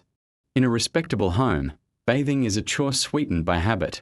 Water warm to the wrist's approval, poured where privacy is a kindness, soap of ash and oil smelling faintly of something green. The floor is persuaded dry afterward with a cloth that lives for this line of work. The air is allowed to return to its usual clarity. The lamp is praised for not smoking through the interlude. No one calls it an event. In wealthier houses and later ages, baths grow grander, but the old grammar remains: clean without insulting fire. Wash without burdening water. Vent and wick and window slits set to friendliness again when you're done. Public life borrows from these interior courtesies. Streets turn their faces inward. Neighborhoods protect themselves with corners that ask a stranger to slow down and decide to be polite. A money changer sets his bench in shade and his scale where draft won't lie. A scribe chooses a place where wind cannot slap dust into wet ink. A merchant unrolls cloth along the cool side of a wall where color shows true and a buyer's eye won't squint itself into a bad bargain. The city learns to be civil by refusing to fight its son. Even law is shaped by water and shade. Disputes about channels are settled early, by men who know that a quarrel allowed to ripen will become a famine of goodwill. A family that wastes becomes a story other families tell one another in tones that make the waste stop. A neighborhood that keeps its rills clean becomes a place where travelers spend without thinking hard. A neighborhood that doesn't learn soon that dirt is also a tax. When auditors walk the royal road and step into a town, they listen to fountains and drains as much as to merchants and officials. The king's peace is also assistant's peace.at dusk. The house changes key. The courtyard square of sky goes from brass to lapis. Someone lowers the screen. Someone else lifts a jar with two hands, just as the boy and girl will always be taught to do. Bread feels cooler under fingers. Oil glows kinder in the lamp. A small dish of cucumbers and mint tastes like a promise you would not dare make with words. Upstairs on the roof, a family lies under the slow alphabet of the constellations and learns the map of next year's buildings simply by being not miserable now. The Kanat flows in its dark, cheerful tunnel. The Yakshul keeps its secret. The city sleeps as if it invented shade that if you want a sentence to carry you across the border into sleep, let it be this: in ancient Persia, houses did not fight the climate. They negotiated with it until both sides could live. Kanats brought mountains into cups. Courtyards made air into a friend. Ice lived inside a mud brick cone like a pet concept kept safe for summer. Clean water, clean flame, patient walls, these were not luxuries. They were normal. And the most shocking thing about that normal is how gentle it feels once you've learned its logic. Stand at a crossroads in an ancient Persian city and listen without picking a side. You will hear languages braid themselves. A trader from Lydia counting in his own numbers while tapping a purse. A caravan man from the east bargaining in a tongue that tastes of dust and cumin. A local woman giving directions in Persian that lands soft but sure. A clerk answering in Aramaic so everyone within earshot can understand the parts that matter. What we might find shocking is how normal this sounded then. The empire did not force one sound on every mouth. It taught its officers to translate reality into lines that traveled. Aramaic, in its clear, practical script, served as the road language of administration, a quiet agreement that saved breath. A satrap wrote to a post station about rations. A station replied about horses that needed new shoes.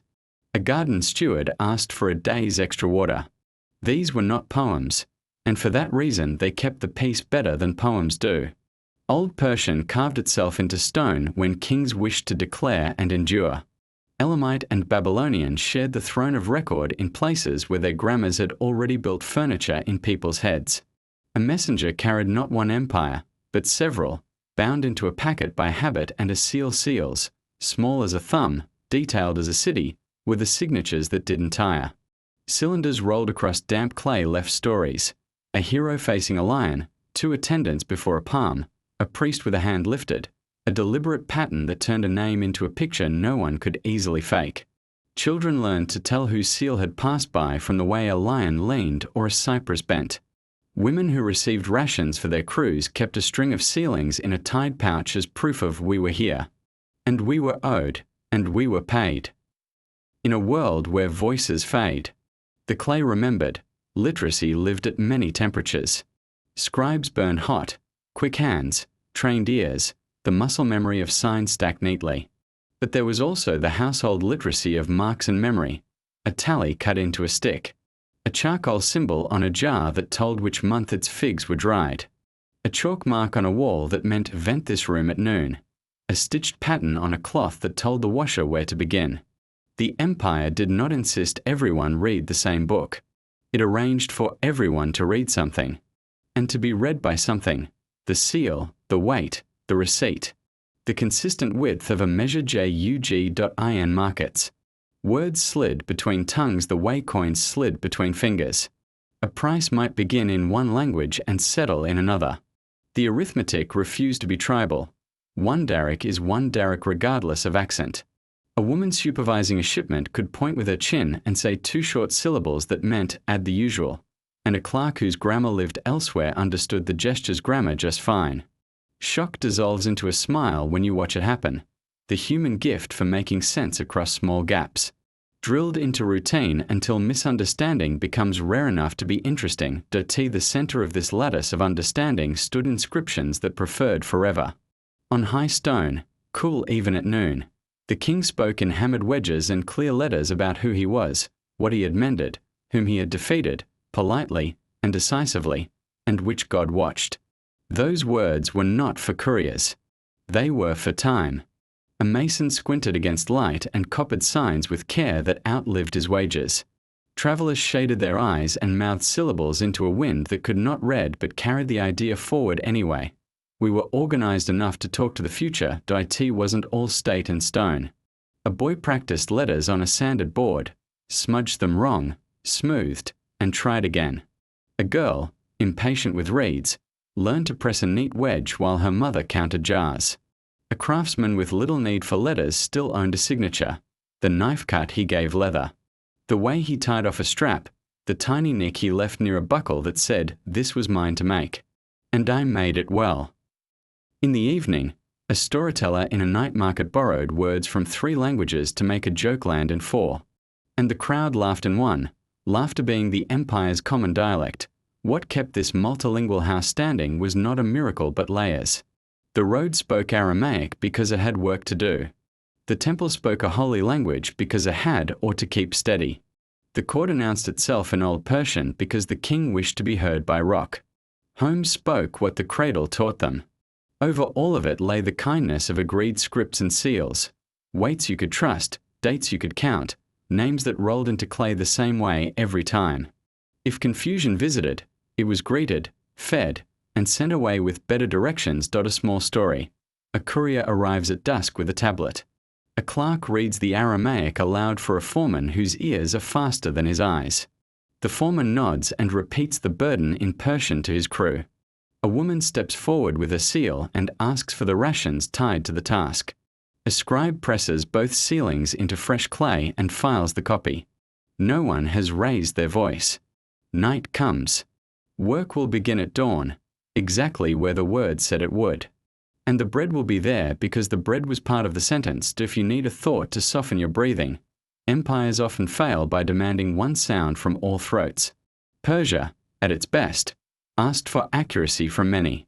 A seal rolled true, a weight settled level, a script legible in lamplight. These were the small gentlenesses by which millions understood each other. The surprise, perhaps, is that such gentleness is more durable than force. The comfort is that you can feel it in your own life.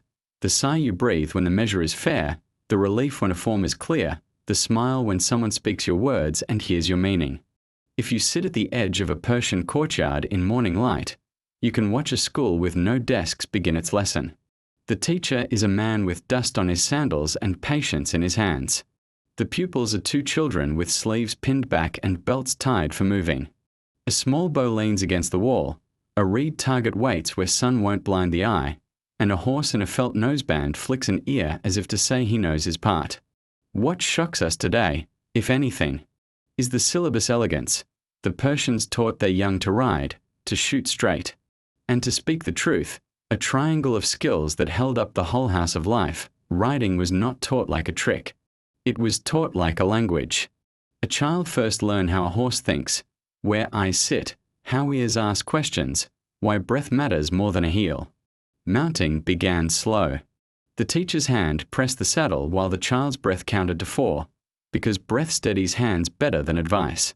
Reins were a conversation, 2 fingers' worth for please, a palm's worth for no, a loosened wrist for good. When wind rose at mid-morning, the lesson shifted to shadowed stretches.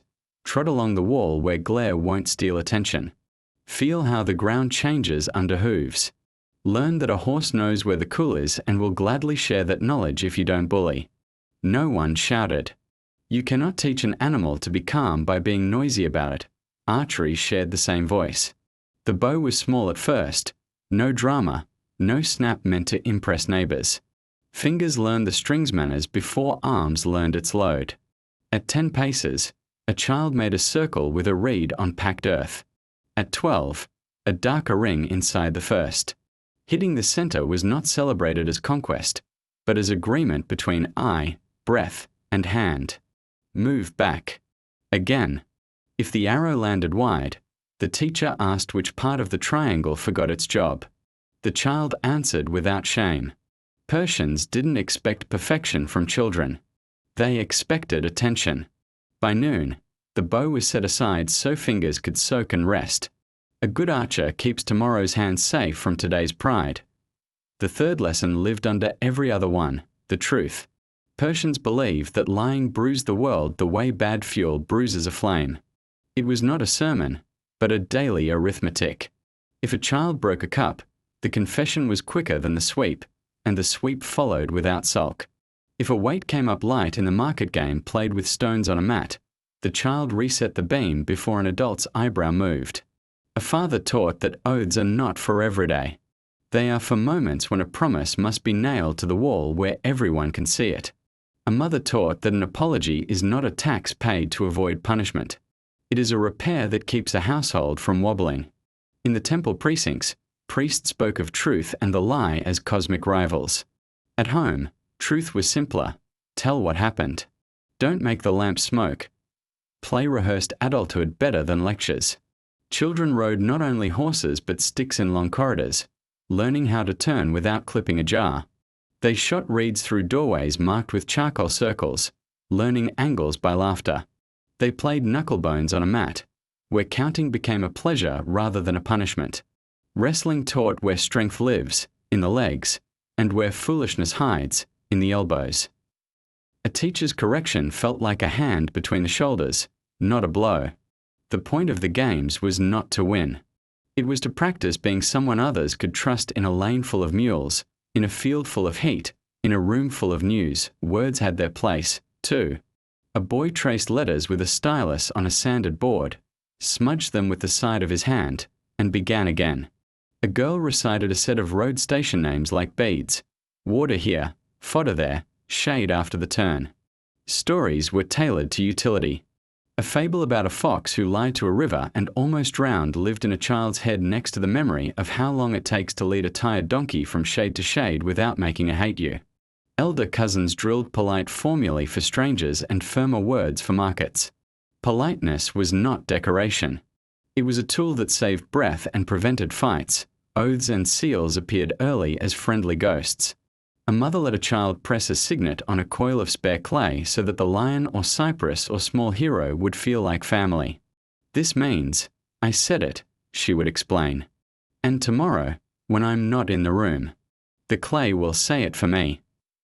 On festival days, when meat was divided or gifts changed hands, adults spoke to elements, fire, water, earth, air, asking for witness precisely because they did not wish to waste them on lies. A child understood, if you call the river to listen, You must not make it regret the errand. Discipline, when it visited, did not wear a mask of rage. A lying mouth was corrected first with labor. Carry water to the neighbor whose jar is heavier than ours. Mend the strap you said you didn't break. Set your hands to right what your words tried to wrong. If lying grew teeth, a child felt the family's gravity shift, the small cold of mistrust that no one wants to live under. That weather taught faster than any rod could. The worst punishment was not a mark on skin. It was a mark on voice, people taking your words and weighing them before they believed them.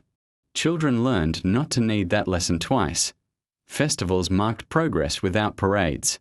A new belt given at Nowruz made a child taller by a finger's width. The buckle closed at a notch reserved last year for wishing. A first ride outside the city lane felt like a coin in the pocket. Small, solid, worth showing with quiet pride. A father let a son hold a longer bow for a breath and then said, "Later." A mother taught a daughter to tie a head wrap that would not slip in wind and then gave her the errand that needed it. No one speechified about becoming adult. The body knew, the house knew. And the road agreed when feet did not hurry where patience would arrive less sweaty eunuchs and court servants, so often reduced in our histories to a single fact, sometimes taught, too, and taught well. In their hands, protocol became kindness. How to wait without fidgeting. How to carry a cup so it does not spill and the guest does not feel watched by your fear. How to stand in the presence of a person who must not be breathed upon. Children learned that power and tenderness can live in the same posture. The oddities of the court, which might shock outsiders, were recast as exercises in consideration. Make yourself smaller where others need more room to think. Outside the home, the royal road continued the tutoring. At relay stations, a child watched a courier hand off a tablet without ceremony and understood what reliability looks like.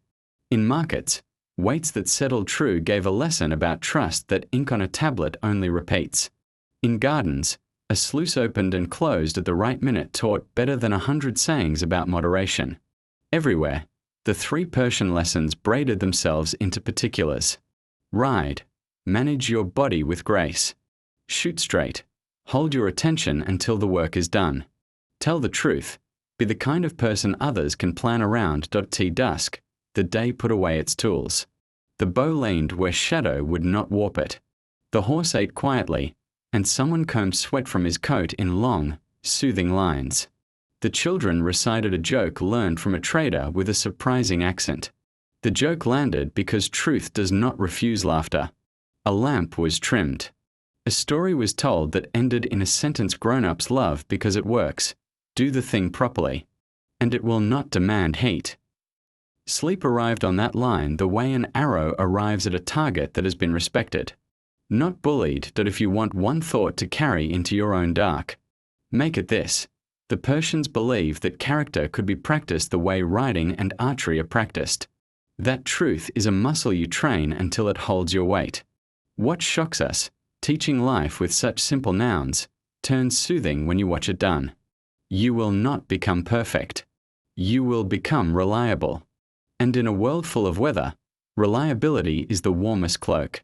If you want to know what made Persian life steady, walk, quietly, into a kitchen just before midday.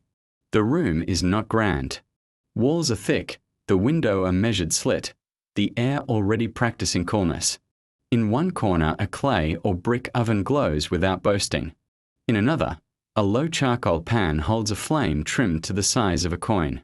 Copper listens on a peg, pestle and mortar wait like 2 old friends on a shelf. And a jar of strained sour milk, call it curds, call it yogurt, sits wrapped in cloth over a bowl, dripping itself toward a sharper self. The shock, if there is one, is how much dignity lives in a room that never raises its voice. The Persians did not worship food. They rehearsed it. Bread is the script the day prefers. A handful of flour, a fist of water, a pinch of salt, a memory of yesterday's leaven, mixed by a hand that knows more than recipes do. Dough rests under a cloth while the oven is told, gently, what kind of noon it is. Sometimes the oven is a deep-bellied clay tonia sunk into the ground, sometimes a low, domed mouth of brick. Either way, fuel is measured so the day won't smell of smoke. The baker, often a woman whose wrists learned the language of gluten from girlhood, slaps a sheet of dough against the hot wall or the floor stone, watches bubbles lift like quiet laughter, and pulls the bread free with tongs that make a small ringing when they touch clay. When it lands, the flatbread breathes. Little puffs of sun caught in grain, stew speaks softly behind the bread. A pot, glazed inside to keep temper, holds lamb or kid, onions softened until they whisper, handfuls of herbs, dill, mint, savory, coriander, dropped in the way you drop advice, neither stingy nor showy. Sourness is the empire's favorite persuasion. Pomegranate reduction, green grape juice, a splash of wine vinegar. It wakes the tongue without shouting. Legumes, lentils, chickpeas, thicken things toward comfort. Pistachio or almond appears as a garnish, not a proclamation. Salt is a given. Saffron, when it visits, arrives like a priest, a little goes far, and everyone behaves better in its company. The table is a place made, not found. In humbler rooms, a clean cloth on a mat is table enough. In richer ones, a low board offers the same promise. Eat without hurry, share without accounting. Hands are rinsed from a pitcher into a basin. A child holds the basin and tries not to grin at being useful. Dishes arrive in a rhythm that respects breath. Warm bread. Cool yogurt with a scrape of salt and mint, olives, or pickles to wake the mouth. Herbs and scallions to pinch and wrap, then the stew, then rice. No, not yet. Rice will become a Persian crown later. In the Achaemenid day, grains were barley and wheat, sometimes cracked and simmered, sometimes baked thin so work could go on without heaviness. Dates are the empire's sweet coin. Figs say the garden remembers. Wine is poured with a discipline that looks like courtesy and is. A cup is filled as if it were made of listening. Water is added if the day asks for tenderness rather than boldness. Beer is issued on the road or at work sites because tablets promised it. At home, wine sits where a hand can find it without bumping the pitcher against a guest's knee.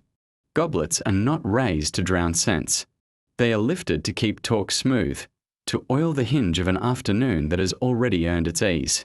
A heavy drinker might have been admired at court, but in kitchens the praise belongs to the person who knows when the stew is ready without lifting the lid. The knife is a tool of courtesy in this house. Meat is sliced thin before it meets guests, bones boiled for broth so nothing is wasted, fruit cut at the wrist and shared by the right hand. Left hand remembers other tasks and stays modest. Napkins are not banners.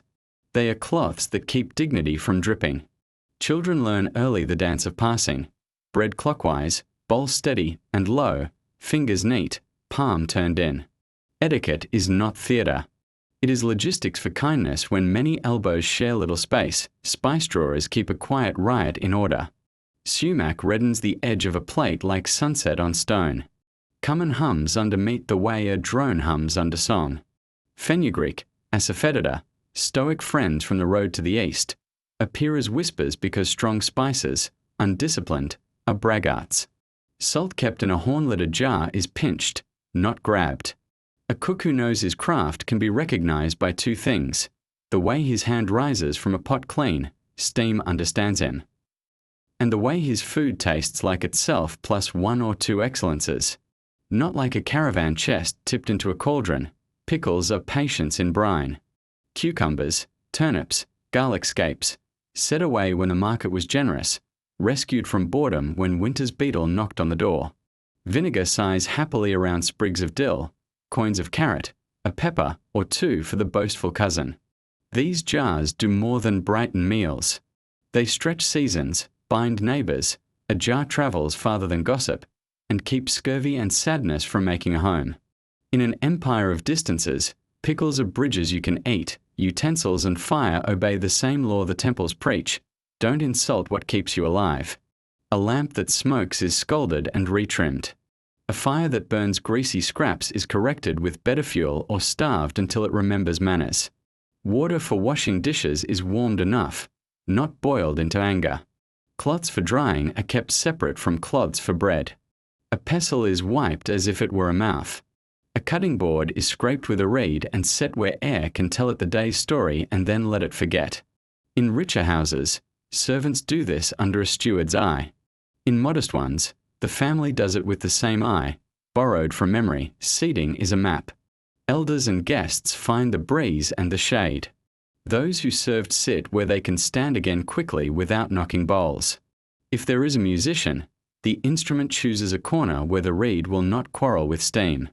If there is a storyteller, his voice comes in where the light does, not from behind people's heads. Talk wanders intelligently. The road, who has come? Who is late? The garden, what the water said this morning. The court, only as much as is safe and fun. The children, always. And the prices in the market, as if numbers were weather. Which they are. Feast days widen the circle but keep the grammar.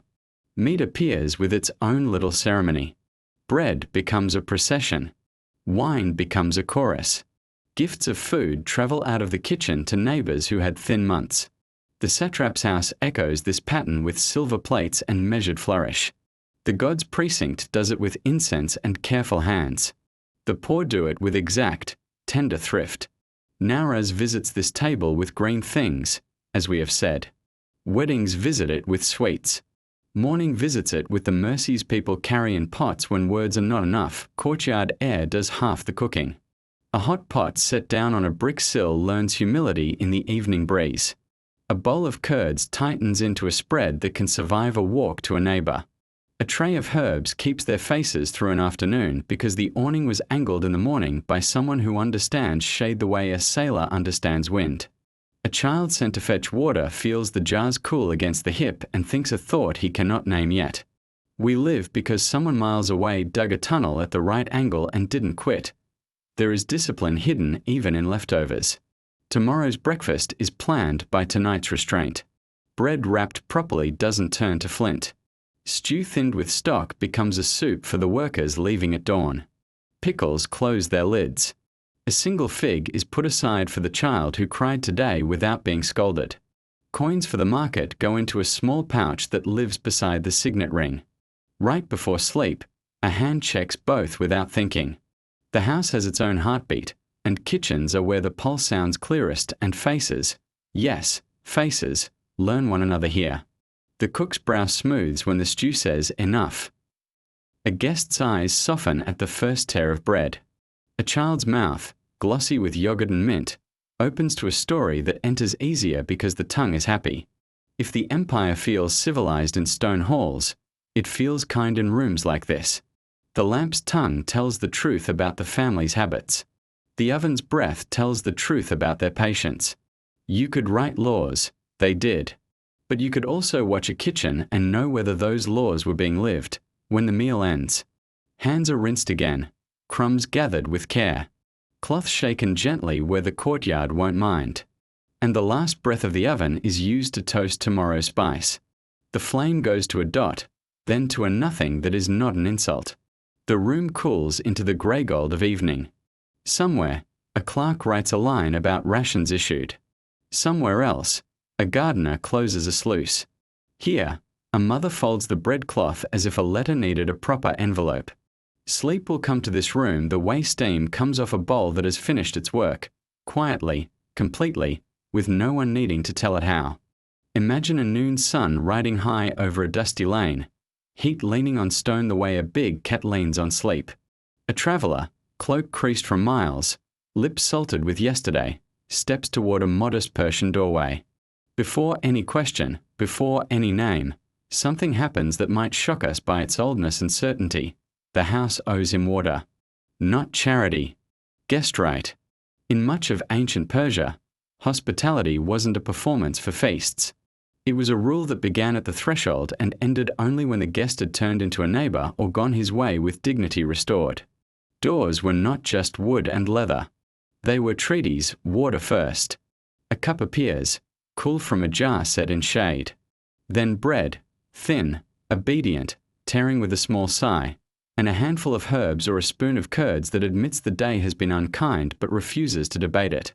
Shoes may be left by the mat, not to test humility, but to keep the room honest. Names come last. Only when thirst has stepped back and the stomach is quieted do host and guest weigh words. Where you've come from, where you hope to be by dusk, what the road said this morning. If trouble stands behind the traveller like a second shadow, the host doesn't interrogate it. Guest right is a gentler shield than any spear. Oaths give this courtesy its steel. You do not swear lightly here. To swear by fire is to tell the truth with a breath that has been trimmed clean. To swear by water is to promise in the presence of a living thing that carries cities. To swear by earth is to lay your word in the same ledger where food grows. To swear by air is to trust a witness that cannot be bribed. Houses kept small, household versions of this reverence. A lamp tended to a clear tongue. A jar whose lip was never insulted. A swept floor that said, if you lie here, the room will know.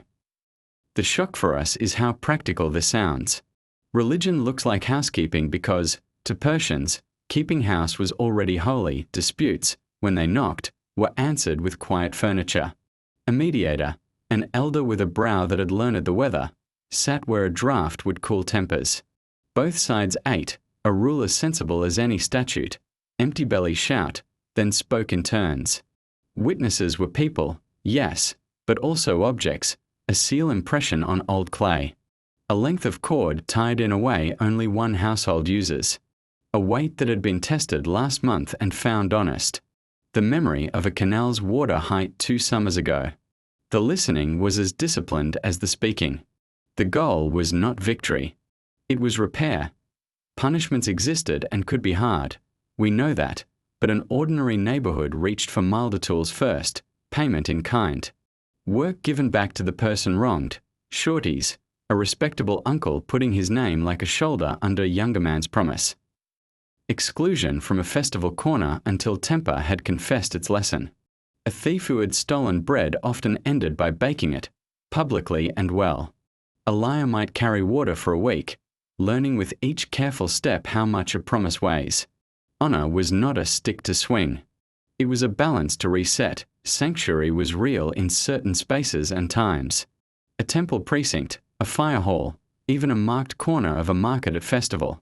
These could become pauses in the city's machinery, places where a fugitive became, briefly, a person again. The rules were fussy in the best way. You could not turn sanctuary into a trick. You could not eat the house's bread and then use the strength for cruelty. You could not drag someone from a place where the elements were being honored. Everyone understood. If the gods are to be asked to witness oaths, their rooms must be kept free from the worst suddenness of human rage. Debt, too, wore gentler faces when handled by neighbors. A borrower in trouble might send his signet to a friend as a token.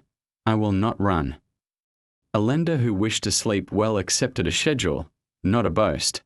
Interest existed but knew shame if it grew teeth. Markets have long memories. A merchant who squeezed too hard would find his stall lonelier, his scales more watched, his jokes laughed at less.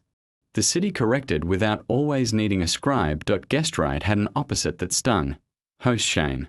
To feed a traveller rancid food, to let him leave unwatered, to mock his dust in front of children.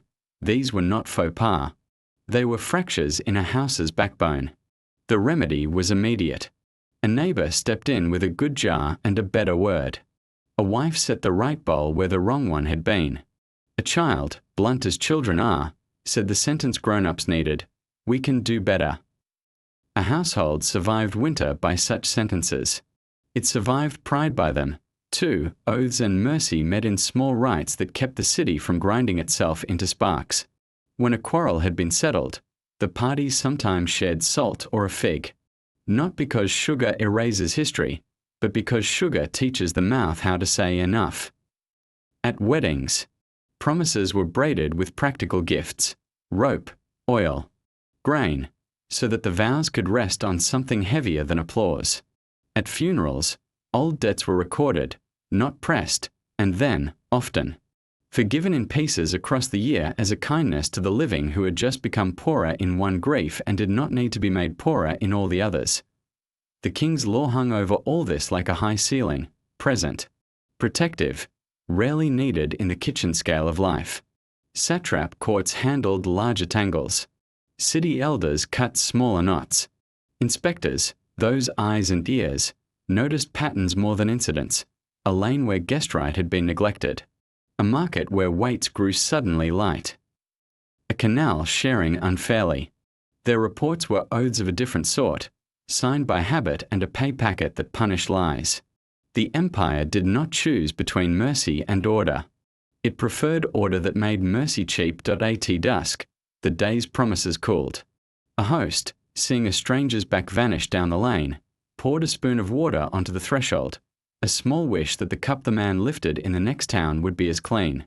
A mediator rinsed his hands, not to dramatize neutrality but to close a case the way you close a jar, properly.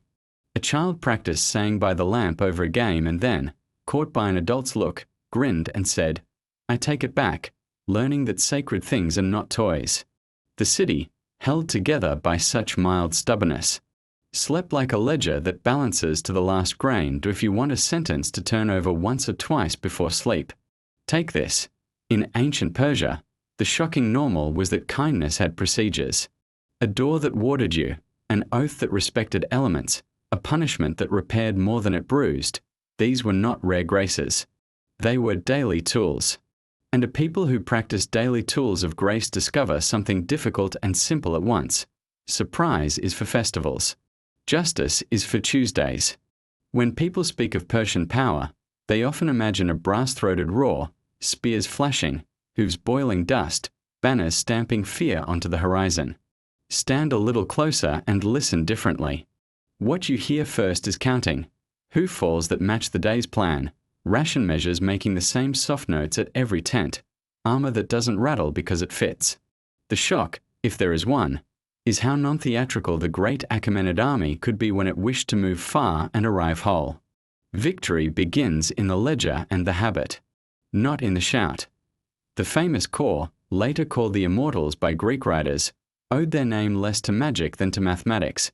If a man fell ill or departed, another stepped into his place at once, so the number appeared unchanging. That continuity, 10,000 kept at strength, is not an act of bravado. It is an act of provisioning. Tunics in the right sizes. Scale coats mended before they complained. Spears that matched their heads and their straps, not a jumble begged from fate. A soldier's pride lived less in a terrifying scowl than in the confidence that the man to his left had eaten the same bread, was paid the same coin, and knew the same signals. Signals themselves were gentle, a flag tilt, a drum with a voice lower than thunder, a rider's hand lifted in a grammar of angles everyone had rehearsed until the horse understood it. 2. The camp breathed like a lung, tents set with doors a certain way to coax the wind into partnership. Hearth small and smokeless so the night air stayed friendly. Water jars shaded, lids clean. A line of latrines dug downwind with more precision than poetry ever celebrates. Civilization in trench form. A quartermaster's face would soften when he saw it done properly. Nothing wrecks an army faster than indifference to the body's ordinary requests. Weapons were balanced to the person and the day. A stiff bow for distance, a softer one for practice and for the hour after a long march when hands have opinions. Short spears for the woven press of a line. Longer ones for the theatre of cavalry. Daggers that are tools before they are drama. Cutting thong, trimming wood, persuading a rope to remember its duty. Shields curved to relieve the shoulder, leather-faced or reed-cord and lacquered, because the best shield is the one a man still lifts after mile 20. The Persians loved splendor in courts. In the field, use was the mother of beauty. Food arrived like a promise kept. Barley, wheat, dried fruit, a measured allotment of wine or beer depending on where the campaign road ran. Tables, low boards or well-chosen mats, appeared at the same hour each day, anchored by habit more than by pegs. A cook who could coax comfort from a shallow pan found himself loved by men who never learned his name. Meat when possible, legumes when wise, pickles always, because salt and sour keep thoughts from crumbling where heat and distance would prefer they did. A letter home, if such a thing was permitted, often said nothing of battles and everything of food. We eat on time. My feet are better. The water tastes like stone. I think of you.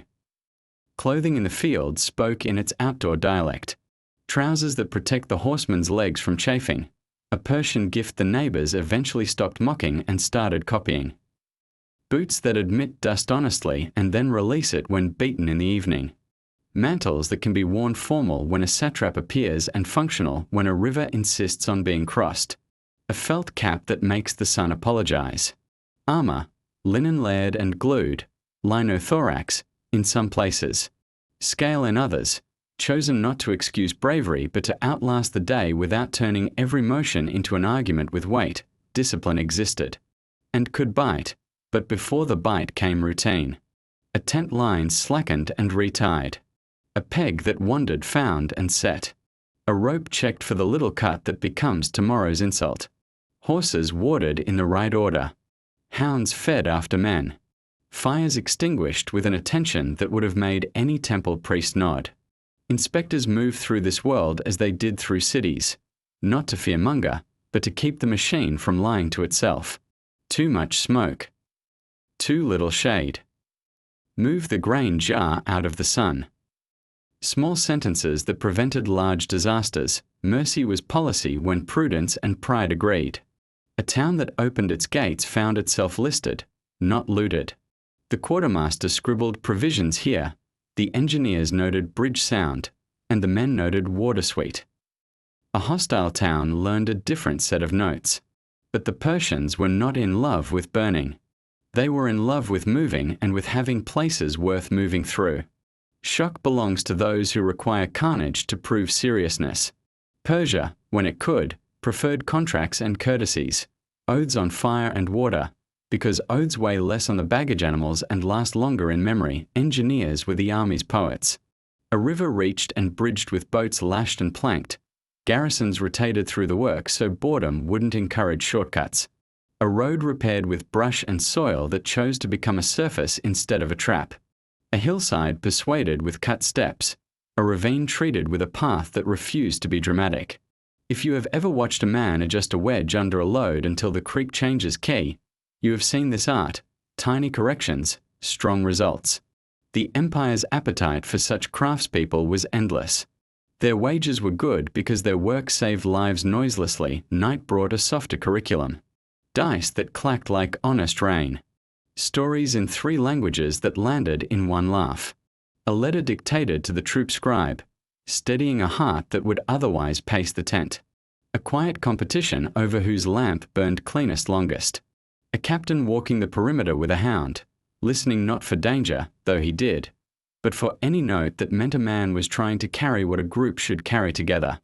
A reprimand given with a hand on a shoulder, not a public performance. Even punishment, when it had to happen, often took the form of work that made the line stronger. Dig, carry, repair, learn. The famous pomp appeared when it had to, processions that taught allies to trust, enemies to reconsider, soldiers to stand taller.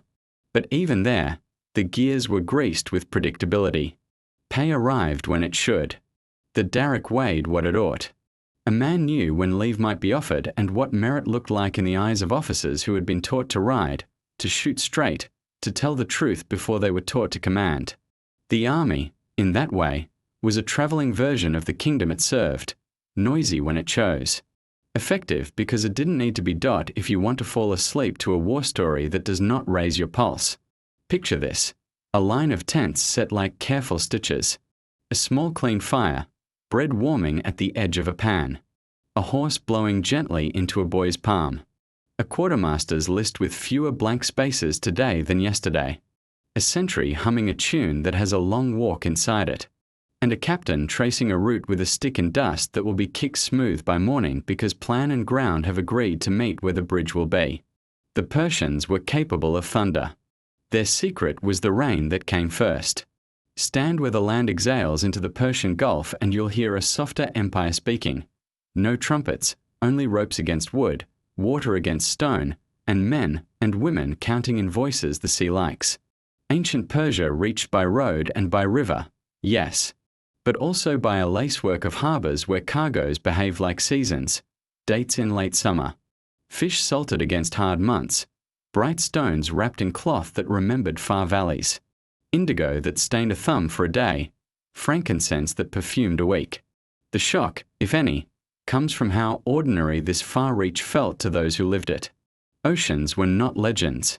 They were ledgers that moved. Boats along these coasts were stitched more than nailed. planks pierced and bound with cord, seams corked with fibre and pitch so the hull flexed a little like a lung. A Greek might have frowned at the lack of iron. A Persian pilot smiled at the way such craft rode a chop without insulting it. Reed boats plied shallows where fish lived like thoughts close to the surface. Deeper bellies cut for open water bore-jars and bales with a patience that made risk less appetizing to fate. A shipwright's tools were simple, but his measures were not: a span for plank width, a knotted cord for rib spacing, a rule in his head for how much curve the sea forgives on a wind from a southeast. Harbours themselves were rooms without ceilings.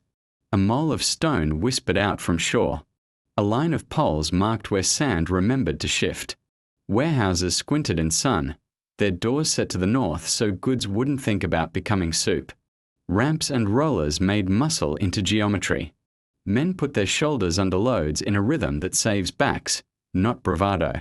Women counted and sorted, tying smaller bundles within bigger ones so a jar of oil becomes movable instead of only precious.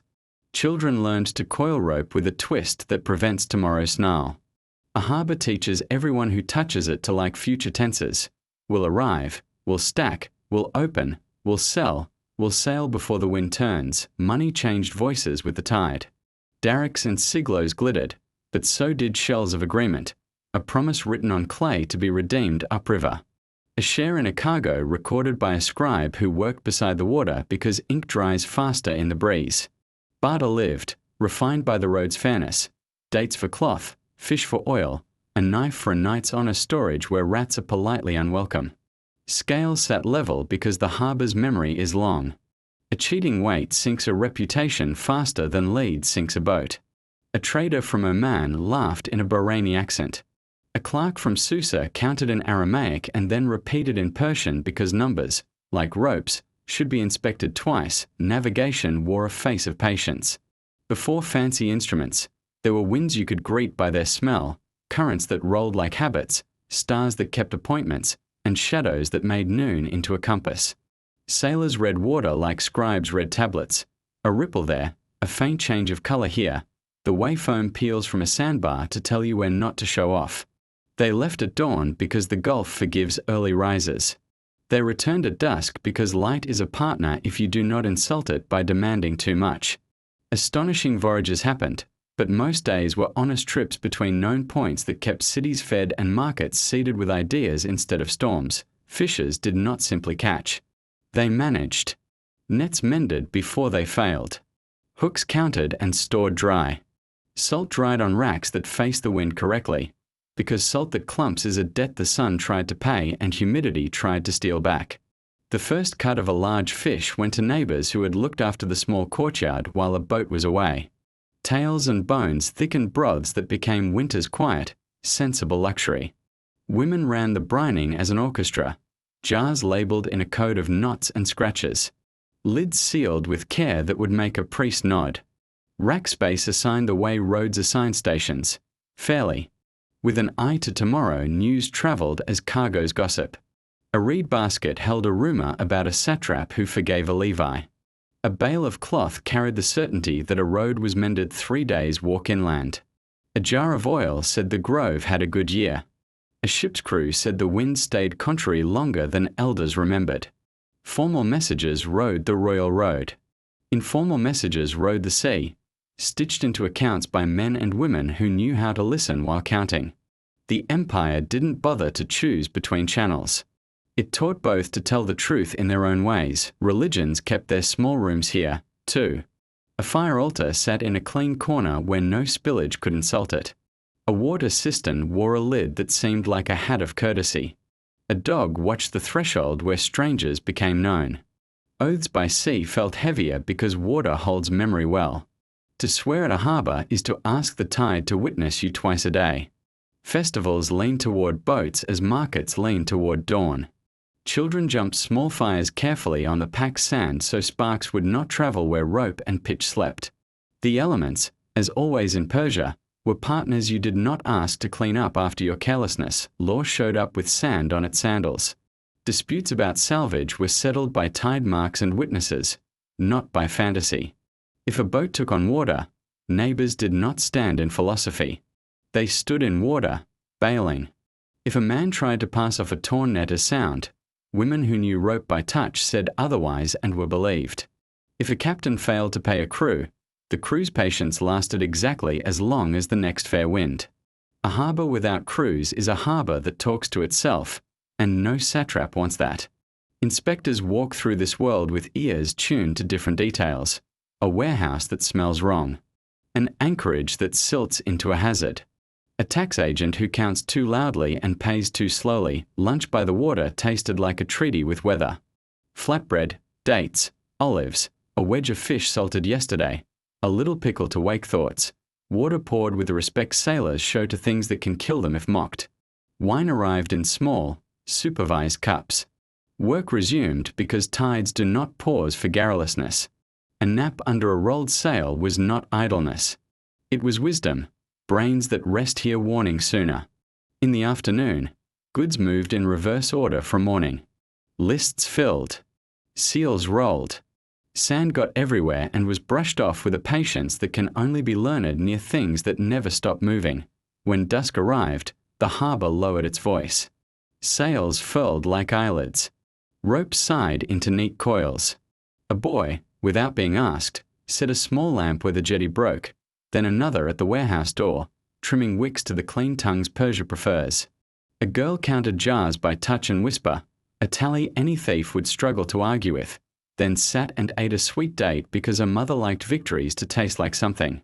Far out, a boat's lantern winked and then steadied as the pilot found the channel by habit more than by sight. Inside, a scribe blew grit from a tablet and pressed a seal that told tomorrow. This was done. This much, this time. By these hands. If you need a gentle thought to drift on. Take this one. Empires that roar across land sometimes forget the smaller. Steady a miracle, that a stitched hull, a clean ledger, a fair weight, and a wind read correctly can make strangers feed each other. Persia remembered. The sea did not bow to force. It cooperated with competence. And competence, it turns out, is the most beautiful sail. If you want to feel how an empire treats its people, don't start with palaces. Start with a courtyard where someone has been hurt and watch what happens next. In ancient Persia, the drama you might expect, shouting, frantic bustle, often didn't arrive. Instead, care came on soft feet with a basin, a roll of clean cloth, a jar of oil, and a memory for remedies. The shock, if there is one, is how ordinary healing felt, not a miracle performed in thunder, but a craft practiced in daylight by people who knew the grammar of clean first, the room. Windows drifted higher, doors stood ajar just enough, a curtain made a private climate so dust wouldn't volunteer. Water answered the wrist, warm, not bossy, and was poured, not splashed. Cloth came from a jar where it had been kept dry. A little ash soap waited to invite the day's trouble out of a wound. A lamp's tongue lowered to a steady oval. Smoke would have been an insult to lungs already busy with the job of repair. Children learn to fetch without asking. The bowl that doesn't wobble, the reed mat that can be rinsed fast. The clay pillow that keeps a head from turning when a shoulder wants stillness. Healers, sometimes temple-trained. Sometimes simply the most practiced hands in the quarter. Worked like tailors on living cloth. They looked, they listened, they touched with 3 fingers and patience. A fever's voice says where it lives. A pulse's gait tells whether the heart is frightened or only tired. The colour of the tongue writes a short letter about last night's water and today's food. They did not hurry toward heroics. A good diagnosis begins with housekeeping. Clean the skin, clear the air, steady the breath. The body, like a city, behaves better when its drains aren't asked to carry foolishness. Herbs travelled by season and by story. Willow for ache. Poppy for pain. Carefully measured so sleep would come but not steal the day. Thyme for breath. Fenugreek to coax. Dill to soothe. Asafoetida for the stubborn stomach that refuses politics. Pomegranate rind tightened where looseness made life small. Sumac brightened a mouth that had forgotten appetite. Honey sealed a scratch against mischief and kept the edges polite. Oil mattered, the right weight, the right scent. Sesame where you wanted glide without heat. Almond where you wanted kindness that wouldn't linger like a boast. Nothing was dumped. Everything was invited. Bones meant carpentry. A splint was a rule drawn beside a limb. Straight, patient, exactly as tight as the body would allow and no tighter. A boy who had watched bridge builders wedge a plank understood how to wedge a wrist until swelling chose mercy. A girl who had seen a loom kept in tune understood how to keep a joint from singing the wrong note. Leather thongs remembered their duty. Linen bandage learned the map of a calf. The healer's praise sounded like a builder's, true enough, and don't touch it, and tell me if it lies to you. Teeth had their own small embassy. A piece of clove or a dab of resin convinced nerves to speak more quietly. Warm salt water negotiated with inflamed gums. A bad tooth, when it demanded exile, met a tool warmed and a hand unshaking. The aftercare was thorough and dull in the best way. Rinse, rest, no bragging to friends, no cold wind arguing with a wound. A little wine for courage, cut with water, was granted. A lot was not. A city of mouths kept orderly makes fewer quarrels in the market. Birth, as in every place, was a school for everyone. Midwives carried small kits like traveling wisdom, cord, cloths, herbs, oil, a bone comb, sometimes a bead to press between teeth when a mother wanted pressure without harm. They organized air and light and privacy first, because a new life guards its own weather. They spoke in low syllables that did not demand. They waited the way farmers wait for water they know will come. And they corrected only what asked for it. A slow breath here. A different angle there. A hand moved to a better place. When things turned difficult, the midwife's hand turned into a sentence the body could read, illness that could travel, rashes that had ideas about neighbors, fevers that loved company, met procedure rather than panic. A mat was set aside. A jar, a cup, a towel learned a single person's name for a few days.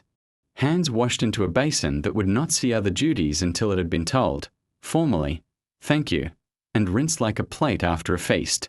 Visitors stayed brief, stayed kind, stayed outside the curtain as needed. The city's respect for elements, fire, water, earth, air, re-entered the house as respect for the small ecosystem a sickbed becomes. You honored it, and it honored you back with shorter sorrows. Charms and prayers lived in this world without having to shout. A thread tied at a wrist while a priest murmured something old. A tiny fire set at dusk and asked to watch. A cup set at the bed's foot so dreams would collect somewhere and not wander. None of it excused bad hygiene. All of it comforted. The sick remembered being held by a story even as they were held by a hand. The healthy remembered that or is a good nurse when it does not try to be a doctor. Public care mirrored private habit. A satrap kept a ledger of barley and oil for people doing work that wrecks hands. A foreman inventoried sandals because split soles ferment injuries. Inspectors sniffed cisterns and noted sweet or sour with a seriousness that would have surprised a poet. If a canal's water carried a taste of illness, the sluice was shut, the bed scraped, the flow given a new bed to remember. The empire's talent for maintenance made it a better physician than any single genius could have. When loss arrived despite all this, mourning did not insult the air. Cloths were warmed in a palm before they met skin. A dog watched the threshold. A lamp burned without smoke. The high places did their duty with sun and birds. The town did its duty with hands and bowls and time. Grief was not forbidden to cry. It was forbidden to dirty fire and water unnecessarily. That rule sounds severe until you live under it and find your lungs less burdened. Recovery was a calendar, not an event. Day 3. Sit in shade and let food weigh the hand, not the stomach. Day 5. Walk the lane and count markers. Day 8. Lift a light jar and put it down with care. Day 12. Go to the market and buy greens that smell like the color they are. Pride was managed like salt, enough to help, never enough to hide the taste of wisdom. A neighbor who ran too fast into, I'm fine, found a midwife at her elbow and a stern look. A man who lingered in I'm broken found a friend fetching a mallet and a stick and saying, hold this while I fix that, because usefulness is also medicine. At dusk. Clinics closed, if you could call a shade tree and a bench a clinic, and houses reasserted their right to be quiet. A bowl of barley broth learned the mouth again. A little music sat where it would not jar. Someone trimmed a wick. Someone else folded clean cloth into a jar with a satisfaction that belongs more to carpenters than to poets. Tomorrow would bring new scrapes, new aches, a birth, a fever that forgot itself quickly, a shoulder that learned to move again, a child who slept without coughing. The empire would notice exactly enough to help. Exactly little enough to let the house be itself that if you want a sentence to fall asleep with. Hold this. In ancient Persia, healing was mostly good manners performed on the body, clean water, clean flame, clean hands, small courage, measured sleep, and herbs that knew when to lead and when to follow. The surprise is that such manners feel like love. The comfort is that you can borrow them tomorrow without asking anyone's permission. If you climb a flat roof in an ancient Persian town and sit still for a while, you'll notice that evening doesn't arrive. It unfolds. The sky opens at the edges first, then deepens toward its middle, and the first bright points fall into place like careful beads. Down in the lanes, lamps find their small voices. Up here, time speaks without one. For Persians, this was not poetry alone, it was infrastructure. Stars, shadows, and water were turned into clocks you could live by. The surprise, to modern eyes, is how softly these clocks ticked, and how dependable that softness felt. Shadows taught morning and afternoon their manners. A simple gnomon, a straight rod set upright on a leveled stone, cast a line that changed its length with the sun's climb and its direction with the earth's quiet turning. A scribe drew a fan of marks around it. A child learned which mark was begin kneading, which was open the sluice, which was send the runner to the post station before the heat grows proud. Noon wasn't a number. It was a shortness, a hum at the center of day. The shadow's patience kept tempers cool. Why rush when the rod hasn't asked you to? Water kept the night honest. A clepsydra, a water clock, jar within jar, a punctured cup, a slow drip that counted heartbeats into hours, lived in guardhouses and workshops where the stars could not be seen or were too distracting. A watchman learned to pour at a certain line and to listen to the faint, regular murmur that said his relief was coming. In lamplit rooms where ledgers hunted balance, a clerk shifted the stoppered flow for one more line and then closed it because a clock that never sleeps becomes a scold. The water clock's lesson was gentler. Enough is a unit of time. Above all this arithmetic moved a larger grammar, the months and their old names, each a drawer for work and festival. The Persian year, 12 tidy months and the small extra days that patched it to the sun, held its shape like a well-made basket. Farmers, builders, priests, merchants, midwives, each learned which month asked for what. Wheat does not care about speeches. It cares about the week a canal must be cleared. A roof does not admire enthusiasm. It admires a morning chosen before dust wakes up. The calendar turned empire into choreography, roads, rations, rituals, repairs. Without needing to raise its voice, stars were both map and company. From Babylon and beyond, the Persians inherited a sky already annotated, constellations as familiar as neighbors, risings, and settings that braided the seasons. A caravan man could name a road by Orion's shoulder and a river by the way the Pleiades lifted at dawn. A woman on her roof could call a child in by the height of Venus and be right within a stew's worth of minutes. Priests read the sky, too, but not to bully fate. Fire temples preferred regularity to omen. The rising star keeps its appointment. So do we. In porticos and gardens. Time lived on strings and in stories. A musician tightened a gut string to match the hour's cool. A reed pipe softened toward dusk. A drum learned the interval between lamp trimmings and set a rhythm people could walk by. An elder told a child, when your shadow reaches the second paving stone, come back with water. Another said, when the wind turns and smells of fields, the post rider will be here by supper. None of this was magic. It was competence made intimate. Markets ran on these quiet clocks. Bread arrived at the shadow length that meant ovens were done bragging. Fish sellers shaded their racks when Orion let go of the horizon. Money changers opened when the first shop's awning made a certain triangle on the ground and closed when lamps reached a brightness that turned numbers treacherous.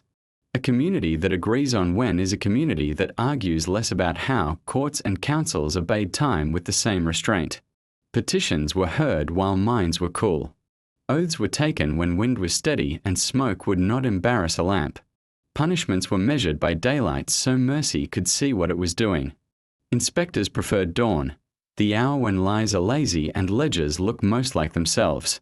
Satraps scheduled long rides to hit river crossings when shadows told horses they were still in the middle of the day, not the end of it. A campaign that sleeps on time wins miles without blood. Temples kept their own precision. Sacred fires were fed on a schedule that matched oil to wick and wick to air. The priest's hand moved as a gnomon does, never fast, always exact. Rituals liked dawn and dusk, edges where the world is susceptible to being asked politely to behave. If a star was invoked, it wasn't to demand, it was to align. As you keep watch there, we will keep watch here. When the old year sighed into the new, the calendar met the sky like two friends whose steps had learned at each other.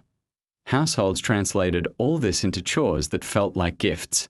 Laundry met a line of shade that dried without scolding. Pickles were burped when the jar's shadow traced the third crack in the courtyard tile. A fever was checked when the water clock reached a mark, not when anxiety demanded assurances. Children learned to set their own small schedules, recite letters at dawn, ride at slant light, nap when the roof turns warm as a cat, sweep when the first star says soon. Time, in such a house, is not a whip. It is a leash held loosely by someone who loves you. Accuracy did not despise storytelling. A trader swore he reached Susa in 2 Pleiades, and people nodded because the cluster's climb told that tale better than a number would.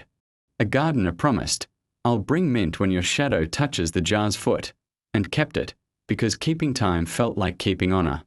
Lovers promised at dusk and met at dawn not as a stunt but as a rehearsal for the kind of life that respects clocks shaped by sky and water instead of by panic. Dirty night. The roof turned into a classroom. Parents named stars in a whisper, not because the gods were sleeping, but because whispers are time's favorite voice. A child traced a triangle from star to star and learned the invisible line a caravan will follow next year. Someone pointed to a bright wanderer and said, "Not a star. A traveler, like us, only slower and more certain." A lamp burned low and clean. The water clock ticked with a smug little drip. Sleep came on schedule, and if it didn't, the sky was generous with company that if you need a line to drift on. Try this. In ancient Persia, time was a relationship. Not a master, stars as neighbors, shadows as guides, water as a patient metronome. The shocking part is not that it worked. It's that it worked kindly. And kindness, kept on time, can carry an empire farther than any shout.